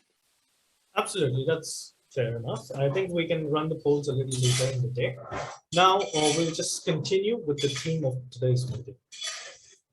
Before we could get into the table topic sessions, I shared with you two strategies. One was to have the right attitude, and then the second one was to have a starting point. So moving on to the third point, like I said, I'll give you 3 points. The third one is consistency. Consistency is the key to anything that you do. Be it the gym, be it a daily etiquette, like as simple as, let's say your goal is to have teeth in your mouth for the rest of your life. You're not going to have it if you brush once a month. You'll probably have to brush at least twice a day for 2 to 3 minutes on a daily basis to reap some benefits. The other thing is, at a club level, we see consistency, especially from Toastmaster Deep and Toastmaster Sudha. So for any area of your life, I strongly believe that if you want to get it back on track, you have the right attitude, you have a starting point, and lastly, you have consistency. And this will assist you to get on the right track. I also understand that a lot of us today value success in the terms of monetary benefits, in terms of how rich you are. And so I did a little research on this too. Turns out that the people in the super rich category, the millionaires and billionaires of today, are actually in the age group of 50 to 70. What that means is that you have to slog for the first 4 to 5 decades of your life to get there. And for that reason, you have to be consistent. You can have the best training plans, you can have best coaches, you can have the best of best, but if you're not consistent, you're not going to get there. Another thing that I found out when I did this research is that most of these super rich people are self-made billionaires and millionaires. Nearly 60 to 70% fall into that particular category. So if that's your goal, you know how to get there. Now I will introduce, now may I call upon the general evaluator for the day to take this particular meeting forward. Toastmaster Sudha, the stage is yours. The polls for table topic are edited. Just if we want, we can launch them. Table topics. Yeah.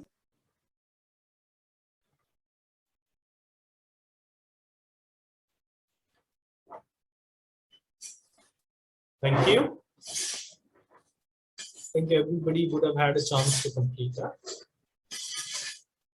And over to you, General Evaluator, Toastmaster. Thank you so much, Toastmaster of the Day.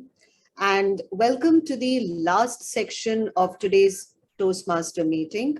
This is the most crucial part of the meeting and the most unique in Toastmasters, because as they say, feedback is a gift. Ideas are the currency of our next success. Let us value both feedback and ideas. In this case, we are talking about ideas being our speeches, and the speeches reflect what we want to communicate to the audience as our ideas. So let's combine the feedback with new ideas and keep improving. So this is the section where we will be getting a lot of feedback in the form of evaluations, which are done on the prepared speeches, and also a feedback will be given on the general format and the conduct of the meeting today, which I will preserve for the last. And we will also be getting the timers, grammarian and our counters reports, which will add a flavor to the usage of language in your speeches. So with that, let me move ahead and call the timer to give the timing guidelines for the evaluation session, please. Sure, ma'am. For speech evaluation, each evaluator has 2 to 3 minutes. I will show the green card at the end of 2 minutes, the yellow card at 2 minutes 30 seconds, and red card at 3 minutes. For speech evaluation, we have a grace period of 30 seconds on either side of the time limit. I will present the time report when called upon the general evaluator. Thank you. Sure. Thank you so much, timer. And let us look forward for a good feedback session from our evaluators, our visiting Toastmasters as well. We have some amazing visiting Toastmasters with us today. Thank you so much. And we'd like to hear from you at the end of the session. So please be with us. So let us start the evaluation. So I would like to call upon Toastmaster Deep to first start with the evaluation of speaker Toastmaster Vishal Mehta. Over to you, Toastmaster Deep. Thank you so much. And before I begin, may I request the timer to be spotlighted as well? Thank you so much. Toastmaster Vishal, it is said that the fortunes in life are for those who are consistent.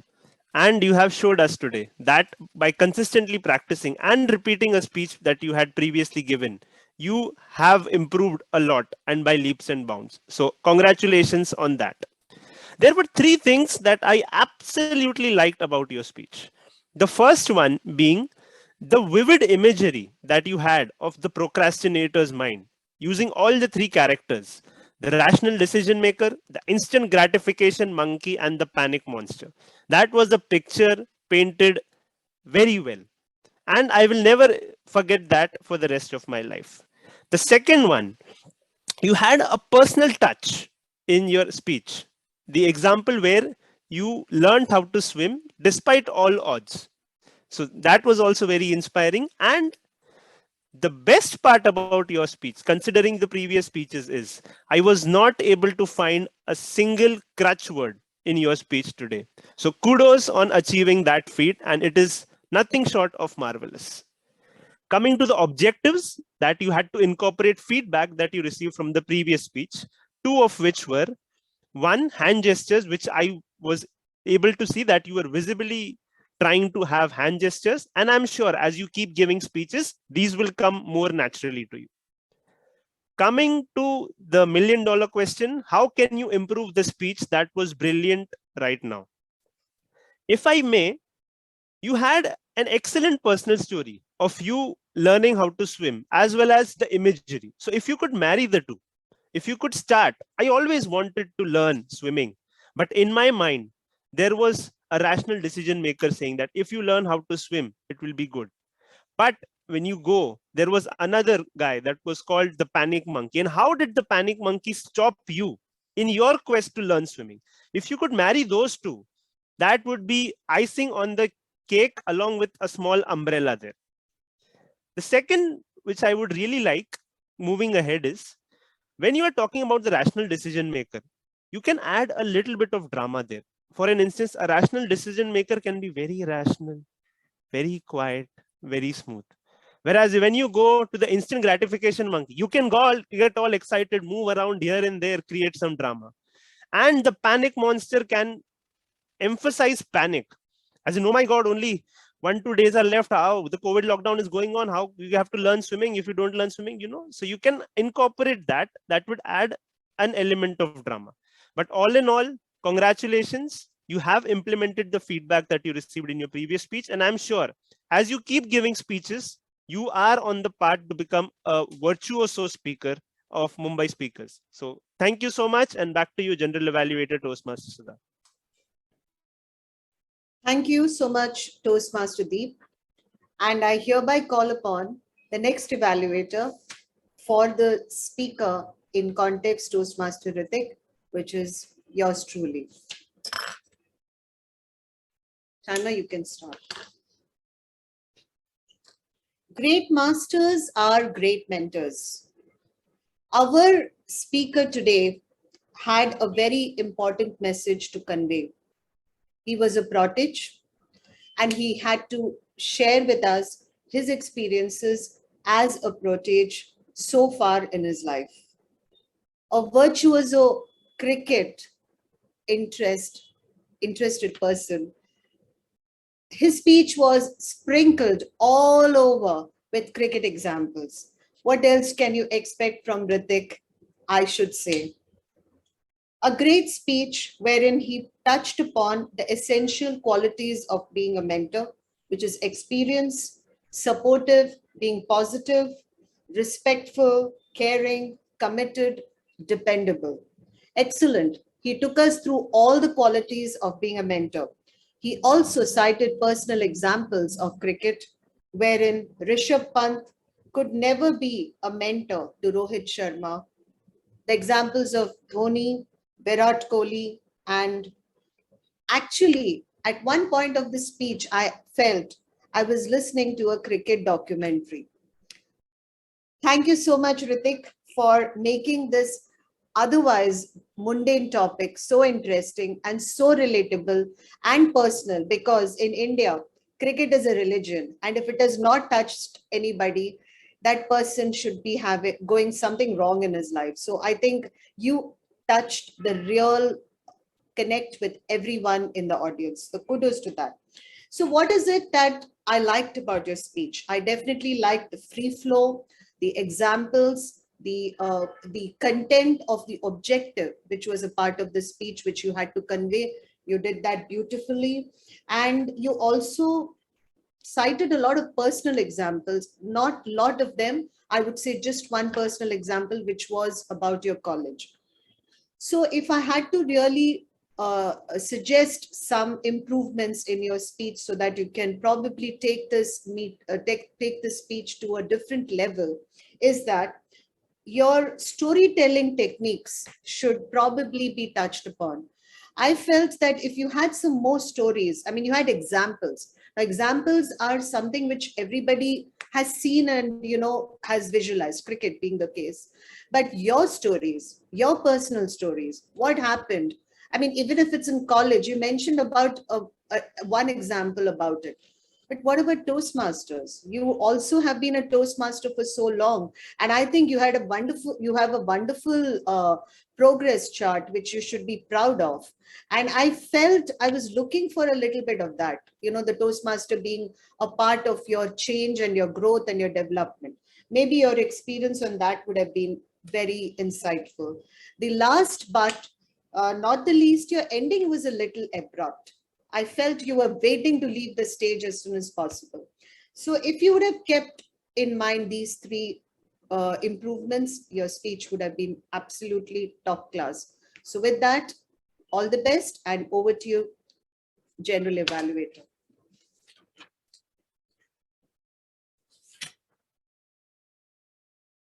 So now may I call upon the evaluator, the third evaluator, who would be evaluating the speaker, Toastmaster Mukta, Toastmaster Kirti Gupta.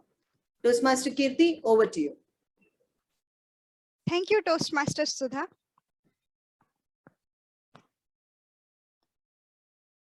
Good afternoon, fellow Toastmasters and dear guests.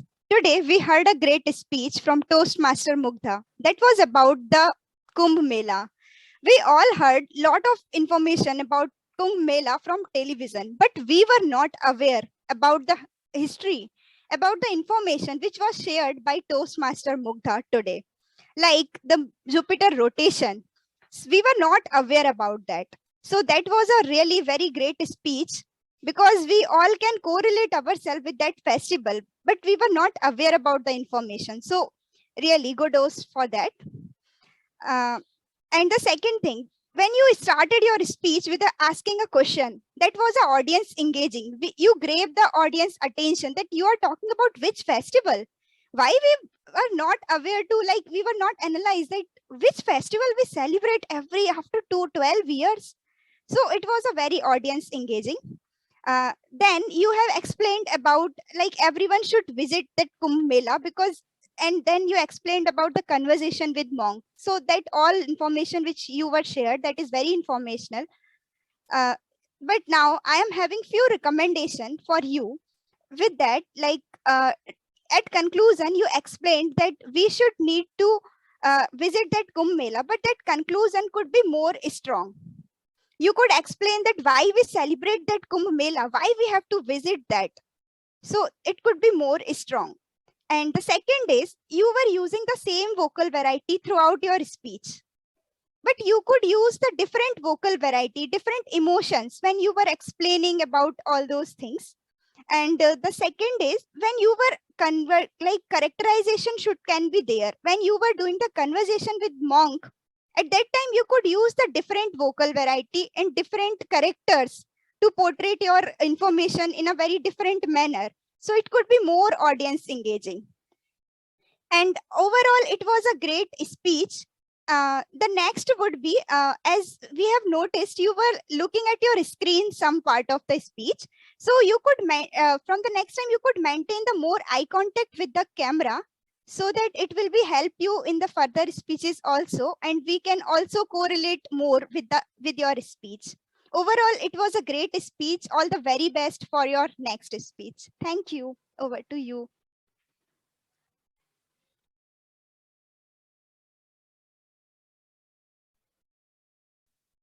Toastmaster Sudha, can you start your video? Yeah. Thank you so much, Toastmaster Kirti. And let me now call upon the next evaluator in line, who is Toastmaster Vanita, to evaluate Toastmaster Sarika's speech. Over to you, Toastmaster Vanita. Thank you, Toastmaster Sudha.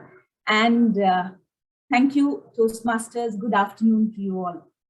Feedback is the breakfast of the champions, and we had a champion today. By the look of you, you definitely come across as a very confident speaker. And believe me, with your speech, and the feedback that you are going to work on, I thought you had a champion speech coming across. What a speech. Definitely a heartwarming one. Your title itself said a lot, and we could hope what is coming by. And let me tell you that your opening was definitely attention grabbing. A few good things, let's bring the good things on the table. A heartwarming story about your mother from the start. definitely caught everyone's attention. It brought emotions to your voice and showed how much passionately you meant about your mother. I wanted to hear more about your mother. But yes, you brought in some stories which included your father's behavior and your mother's compromising behavior through it. And definitely I'll tell you more about it. Now let's come to the feedback that you had received and how you fared on the feedback that was given to you last time. Okay, you were told that about your stage presence, the video set up and how your hand gestures should be moved. You did a definitely fairly good job here. I thought the screen itself was small, so there was very less scope for you to do, but you did whatever you could in your limited space, so tick mark on that one. A voice modulation and the vocal variety. Okay, I'll have to tell you a few things, but you did a fairly good job. But when I give you more suggestions, I will tell you more on that. And summarizing your speech in the end, yes, you did a good job at that. So congratulations. I think you have fared well from the last speech feedback that you had received. Now let's come back to what I felt about your speech. Very close to my heart, the subject is, I wanted to hear more, Sarika. A few of my observations. You spoke so many good things about your mother. You said follower became a leader. I wanted to hear that power, because somebody is moving from being a docile lady to a leader. I wanted that power to come out, and that's where your vocal variety would have come. You did not come across as open. You were closed. I could just see you going down with your speech. I wanted you to come up and rise. I wanted to hear more stories. You said, she changed. She was a changed person, and today she's a changed person. I wanted to know more.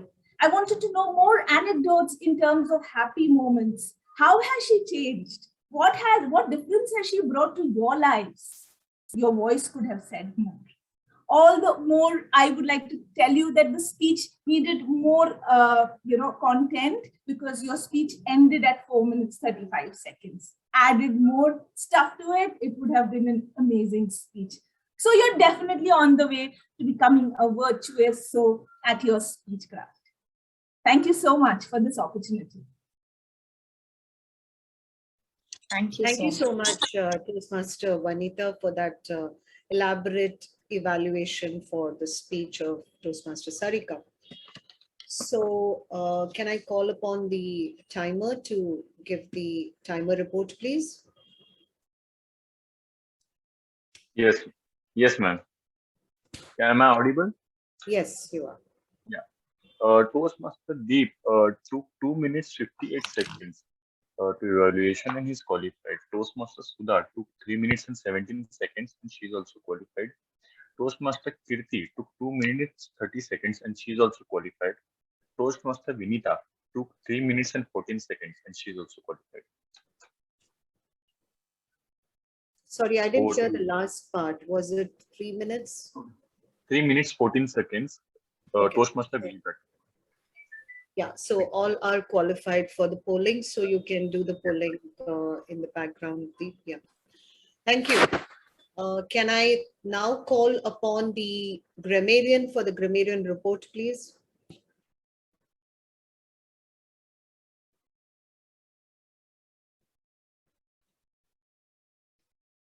Toastmaster Vishal? I'm sorry, I was on mute. No problem. Thank you all. Thank you, Madam Toastmaster. So we had a very good session today, and I was busy listening to a lot of good words, good usage of words. If I have missed out on any, please, my apologies for the same. Let me share my screen again. I was just making notes on the same. I hope you can see my screen, everybody. Yes, we can. Okay. So we were today supposed to use the word virtuoso. So I was suggesting that you could replace the word expert wherever possible to virtuoso. So people did a great job. And we have Tushar Mehta. He started off with speaking about his story, and he did use the word of the day, Urmila, table topic master, did use it. Sudha ma'am also used it a few times. Deep also used it, and finally Vinita used them. Good usages that I found very interesting. If you think you can or you can't, you're always right. That was a wonderful usage of language. This guy is a beast. So yeah, it is one of the ways of saying this guy is massive, huge person. To rub shoulders, to come together, push boundaries. So you don't really literally push boundaries, but yes, you are expanding your boundaries. That is what it means. Not cup of my tea. So yeah, again, a good word there to use. Hush sounded like a love word to also. So I loved that. So I thought let me put it there. Could get back on track. Good usage again. Despite all odds, everybody should use this, and I love this a lot, which is a very rare. So Deep, congratulations on using icing on a cake with an umbrella on the top. So that was great. And anecdotes. So people could use anecdotes frequently instead of just saying stories, etc. So this is a good usages. Let me just close this window. Incorrect usages would be, instead of saying too hilarious, just hilarious is fine, because hilarious itself means very funny.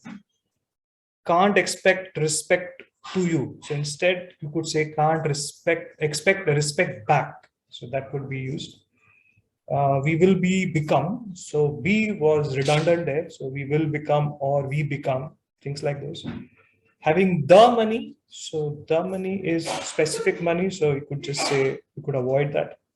Instead of saying older people, it is better to say elder people. Push your limits. I think I put it by mistake. I don't remember what was it. So instead of saying persons, you could just say people. Person, that's a better word. Again, so icing on the cake with an umbrella on top is a wonderful usage of word, but actually it is a cherry on the top. But so that it's, I will just clarify if people have not heard it, then it is actually a cherry on top. But umbrella on top is also a wonderful usage. Very audience engaging. Instead, just put very engaging or engaging audience. That could be a better usage of word. Again, B is redundant here. It will be help you. So it can be, it will help you. I think with that, I end my report. Over to you, Toastmaster Sudha. Thank you very much. Thank you so much, Toastmaster Vishal, for that elaborate, detailed report on the grammarian observations. I was a little confused about the umbrella on the top, but I mean, it was on your good usages and not very good usage, but yes. I'll have to ask Deep as to what he really had in mind. Was it a cherry or was it the cake or the umbrella? But anyway, leave that for another offline discussion. Great. So with that, let me call upon the R counter for his report on the meeting. Thank you, Toastmaster. Thank you. So, as a counter, I was capturing scores, as I said. And today, Sachin, you're not very loud. There was a little disturbance, but now you've become very. Sorry for that. Is it audible now? Now it's perfect. Thank you. Okay, thank you. So overall, our club is doing fine. I found that cumulatively we have used 70 plus hours, 30 plus so, and 15 plus repeating words. So generally, I feel this score is better considering like past scores. So to go individually, the first speaker Vishal Mehta literally not use any crutch words in his speech. That is true. During next speech, maybe I think it's a table topic speaker. He used couple of hours and so and repeating few words. Deep got a very good score, only 1 hour throughout his speech, in this today's meeting. Glenn used more than 5 hours. Couple of repeating and long pauses were there initially, but later on he improved a lot. Karthik used couple of hours. Sarika in her initial speech was very good, no hours, only couple of so and few repeating words during her speech. During table topic, I believe she used many times and so as well. Sudha ma'am, while she was giving general speech as the introduction, introducing the meeting, she used more than 5 hours, couple of source, but overall letter.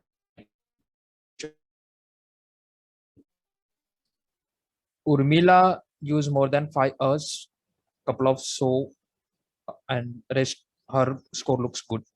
Vishal Shah was quite good, but had used many times while providing the grammarian report, I guess. Written speech used a couple of times, so more than 4 times, and there were long pauses while he was giving the speech. In fact, he did good in table topic speech, where he used less correct words.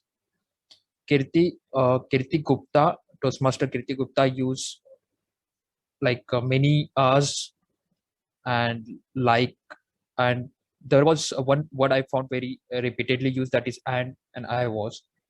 So there are a chance to improve on that part actually. Mugdha in her speech literally did well, used very less hours, like I can count it as 4, 3 source and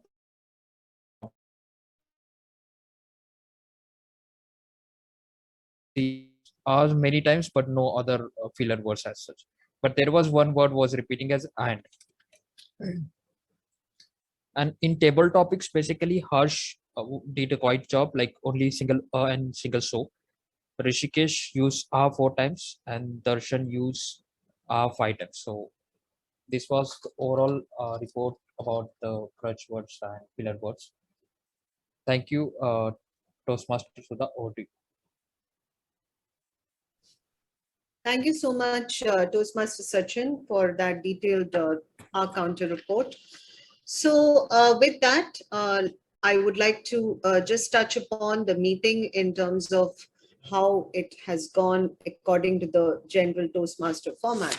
So we started the meeting with, yes, we were 3 minutes late, but we were on track after that with the introduction from the SA in terms of the guidelines, in terms of the do's and don'ts in a Toastmaster meeting, and also the Toastmasters objectives. That was another thing which the SA is supposed to communicate to the audience.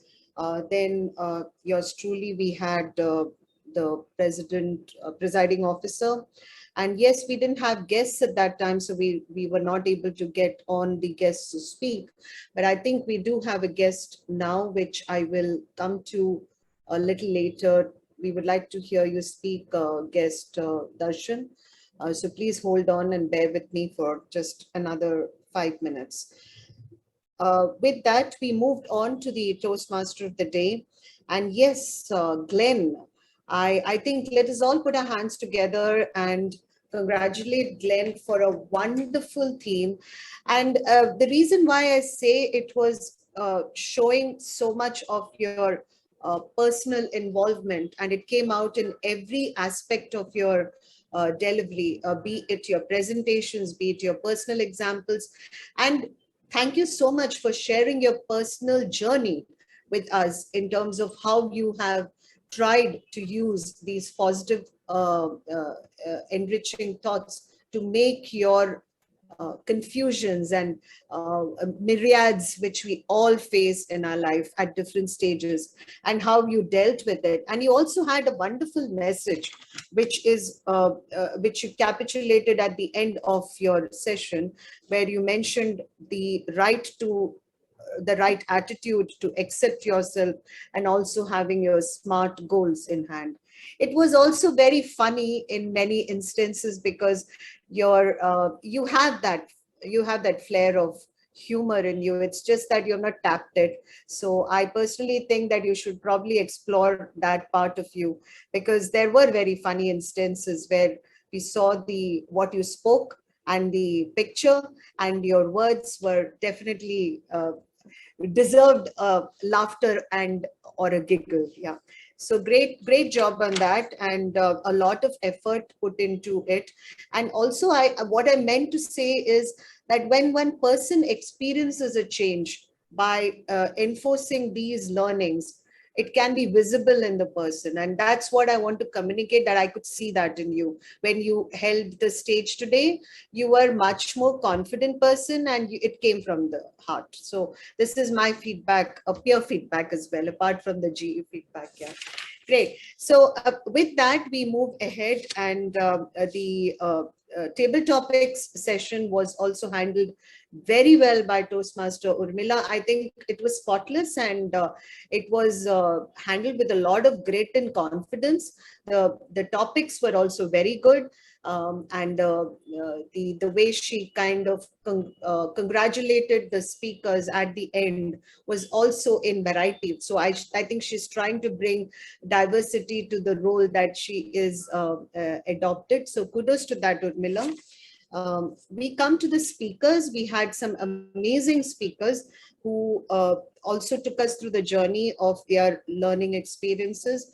Toastmaster Vishal, of course, you have a wonderful art of writing speeches.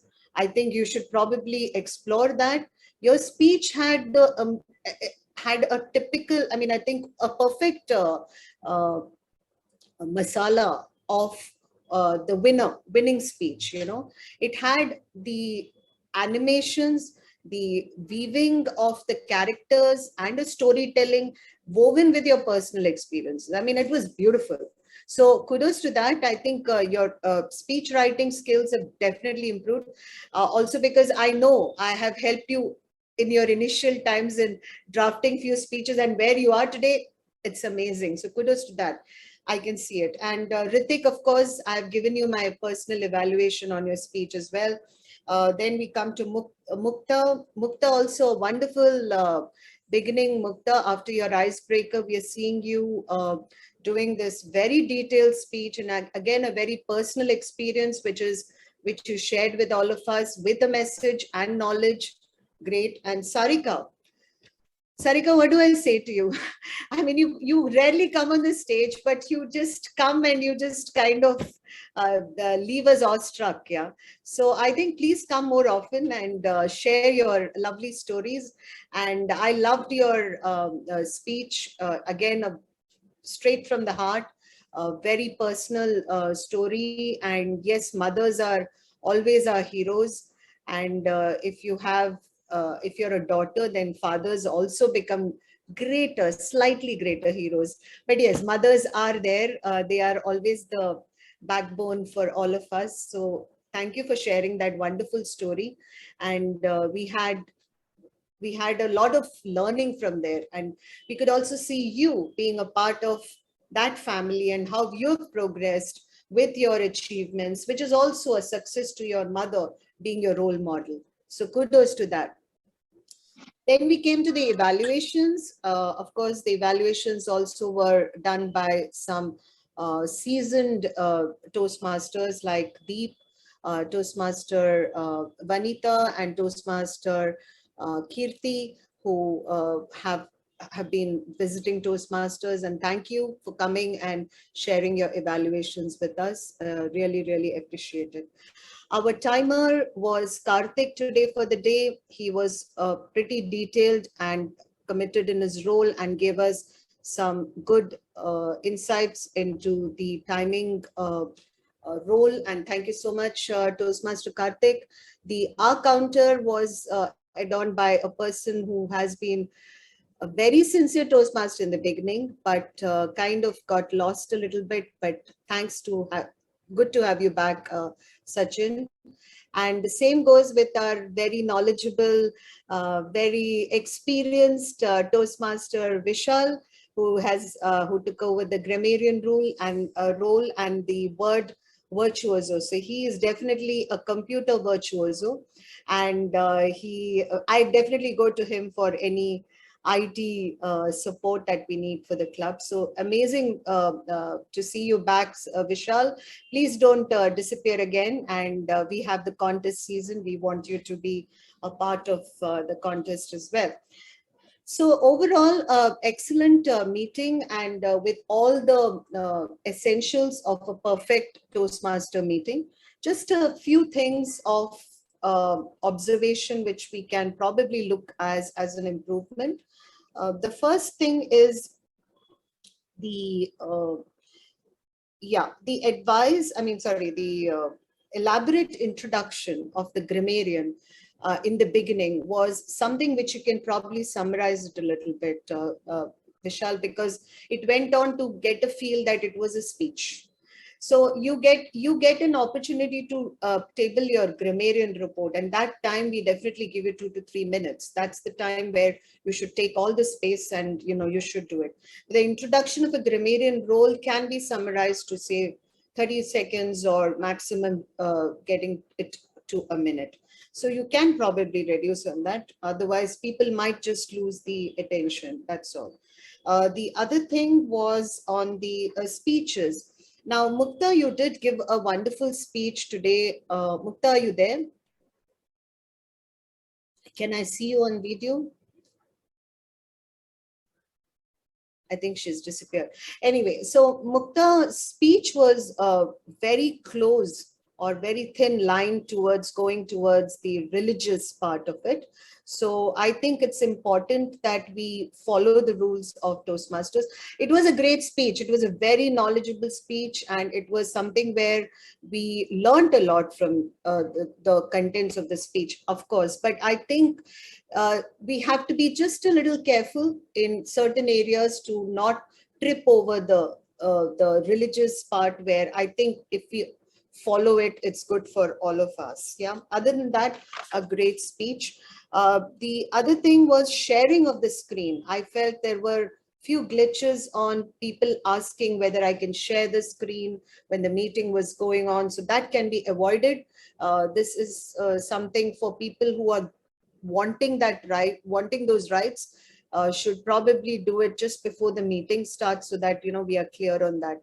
Sometimes I know it happens when you're logged off and you have to log in again. You have to get your sharing screen rights to do again. Otherwise, it's all okay. I mean, personally speaking, I didn't have anything else to elaborate as improvements. I think we all have imbibed the real way of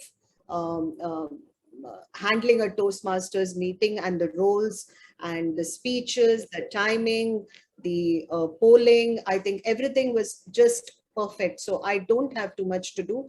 Along with that, I think I would like to hand it over to the Toastmaster of the day to close the meeting, and then we could get on with the other formalities. Thank you. Over to you, Toastmaster Glenn.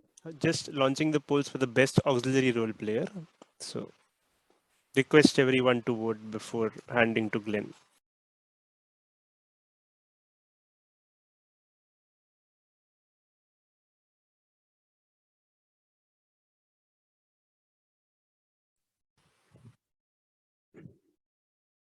Thank you, everyone, and over to you, Glenn. Thank you so much, Toastmaster Sudha and Toastmaster Deep. Fellow Toastmasters and esteemed guest, Steve Jobs said that you cannot connect the dots looking forward. You have to connect them looking backward. And so you have to trust that they will somehow connect in the future. Thank you, and over to you, Presiding Officer. I come back again very soon. Thank you so much, Glenn. With that, do we have the awards? Or maybe Just we have one last poll, that is the big three. I was waiting for Glenn to conclude. So launching the polls for the best of big three. Yeah, you can probably DM me on that. Before we get on to that and those things are getting ready, I would like guest Darshan to share a few words in terms of how you're here and what was your feedback on the session, please, Darshan.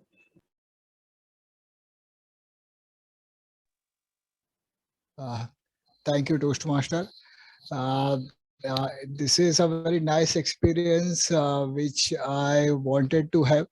And I'm completely almost blown away with the way people have been participating, each individual having his own background and variety of knowledge and skills, bringing in their contribution and sharing their thoughts in such a nice, pleasant and articulate manner that I really appreciate. And I guess this experience would be much more valuable than a paid classroom session, which may be done by a very organized and professional person. So thank you to each one to give me this experience and sharing your thoughts in such a fashion which is very warm and nice for any person to be part of. Thank you. Yes, absolutely, Darshan, and I fully agree with you that it's a format where you don't have any facilitators, right? There's a format which we adhere to, and the learning happens automatically. So it's a beautiful session and a well tried and tested, almost 100 years old, and it's still going on. So welcome, and looking forward to seeing you at meetings in the future. Thank you so much. Presiding officer, I want to add one part. Today my speech Yes, actually is dedicated. Today my speech is actually dedicated to Darshan because he's my friend and he told that I'm coming. So then I told him, okay, today I'm going to give a speech just because he's coming. Nice. So yeah, Yes. thanks, Darshan. I hope you liked it. So let's have Darshan coming every week. So it's a double whammy. We got to hear Sarika's speech, and we also had a guest today for the meeting. So great. Thank you so much, Sarika, for that initiative. And thanks so much, Darshan, for honoring it. Nice to see you here. Now I would like to go over to the visiting Toastmasters who have been evaluators for today's meeting. Toastmaster Kirti, would you like to share something about yourself? This is the first time we have seen you in this meeting. Yeah. Thank you, Toastmaster Sudha. It's really a great opportunity to explore in different clubs. I have completed my graduation in 2020, and then I have joined the TCS. Then after that, I have joined Toastmasters Club in like last 6 months ago. Currently, I'm serving as a sergeant at arms in my club. So yesterday, one of my clubmate asked me to participate as an evaluator. So then I took this opportunity, and as I'm here, that's all about me. I enjoyed a lot about in this meeting. I learned so many things and meet all of you. It has been a great learning. Thank you. Oh, it's a pleasure, Kirti. Thank you so much for honoring the request and being a part of the meeting. Which club do you belong to? I'm from TCS Beat Gandhinagar. TCS Maitri, is it? TCS Beat Gandhinagar. TCS Oh, that's Maitri is it. different club. Okay. Yeah, I know about the TCS Maitri. I know some people there. Thank you so much, and looking forward to having your support in meetings in the future. And the same, we are also would be delighted to be a part of anything that you need from our side. Yeah, thank you so much. And Toastmaster Vanita, quite a vivacious, very always smiling Toastmaster. Good to have you here, Vanita. Like to hear something about you. Yeah, thank you so much. I'm from Bodbanda Toastmasters Club, and I'm a VPPR currently. And it's just been 10 months that I'm a Toastmaster. I was a VP membership initially. And I'm a software professional, and I always wanted to come and speak. I thought I could better the way I speak. I'm a little shy, so that I've gotten rid of. So I take every opportunity I can that I can go and speak in any Toastmasters club. So that is why I'm here. Deep called me and I just accepted his invitation. Thank you so much, Vanita. It was lovely having you as an evaluator. And I think you have given a wonderful evaluation to Toastmaster Sarika. I'm sure she's waiting to implement them in her meeting, in I'm her sure too. speeches ahead. And thanks for honoring the request. Great. Do we have the awards? Yes, we do. So let's start with the best speaker. Is our most reliable, most calm and unpredictable, but fierce Toastmaster Vishal Mehta.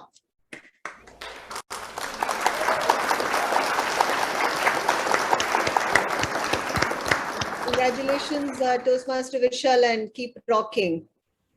You want to Thank say you. something? How do No, you thank feel? you so much. No, I mean, feels pretty good. I know last time I didn't do as well as I expected, so I'm glad this turn it turned out pretty well. So thank you so much. So it's a circle completed now. Yeah, Right? correct. I was not a part of the earlier meeting, but I saw you today. You were just absolutely great. So keep improving and keep rocking. Thank you so much, Toastmaster Vishal. Now we get on to the best table topic speaker. The best table topic speaker is the one who actually got us all awestruck with her prepared speech and entertained us with her table topics. Toastmaster Sarika. Congratulations, Toastmaster Sarika. Do you have anything to say? Thank you so much. Thank you. Do you have anything to say other than, yeah. Yeah, I just said I'm going to participate more. These awards really, pep you up and it motivates you to participate. So yeah. And Yeah, I you feel come so and you sad take I it missed the prepared speech by 15 seconds. I just didn't realize. So yeah, so that was a good learning, That's what happens when you speak from the heart. You don't have control of your time. Great. Thank you so much, Toastmaster Sarika. The best auxiliary speaker is a person who has been absent but came back with a storm. Toastmaster Vishal Shah.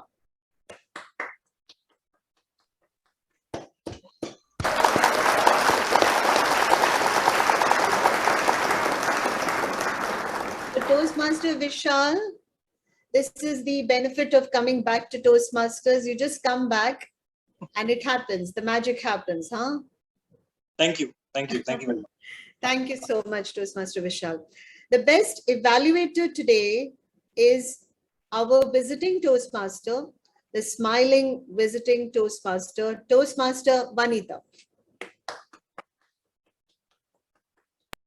Thank you so much, Toastmaster Vanita.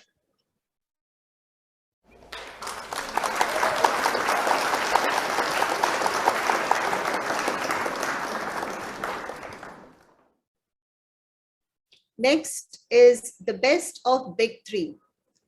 And the best of Big Three goes to our IPP, who has enriched us with so many positive thoughts. Toastmaster Glenn. Congratulations, Toastmaster Glenn. We want you to come back and hold the stage, give speeches and do more. We see you more often. Yeah. Thank you. Thank you, Toastmaster. Thank you so much, Glenn. Yeah. With that, I think I would like to call the meeting closed. But before that, yes, I want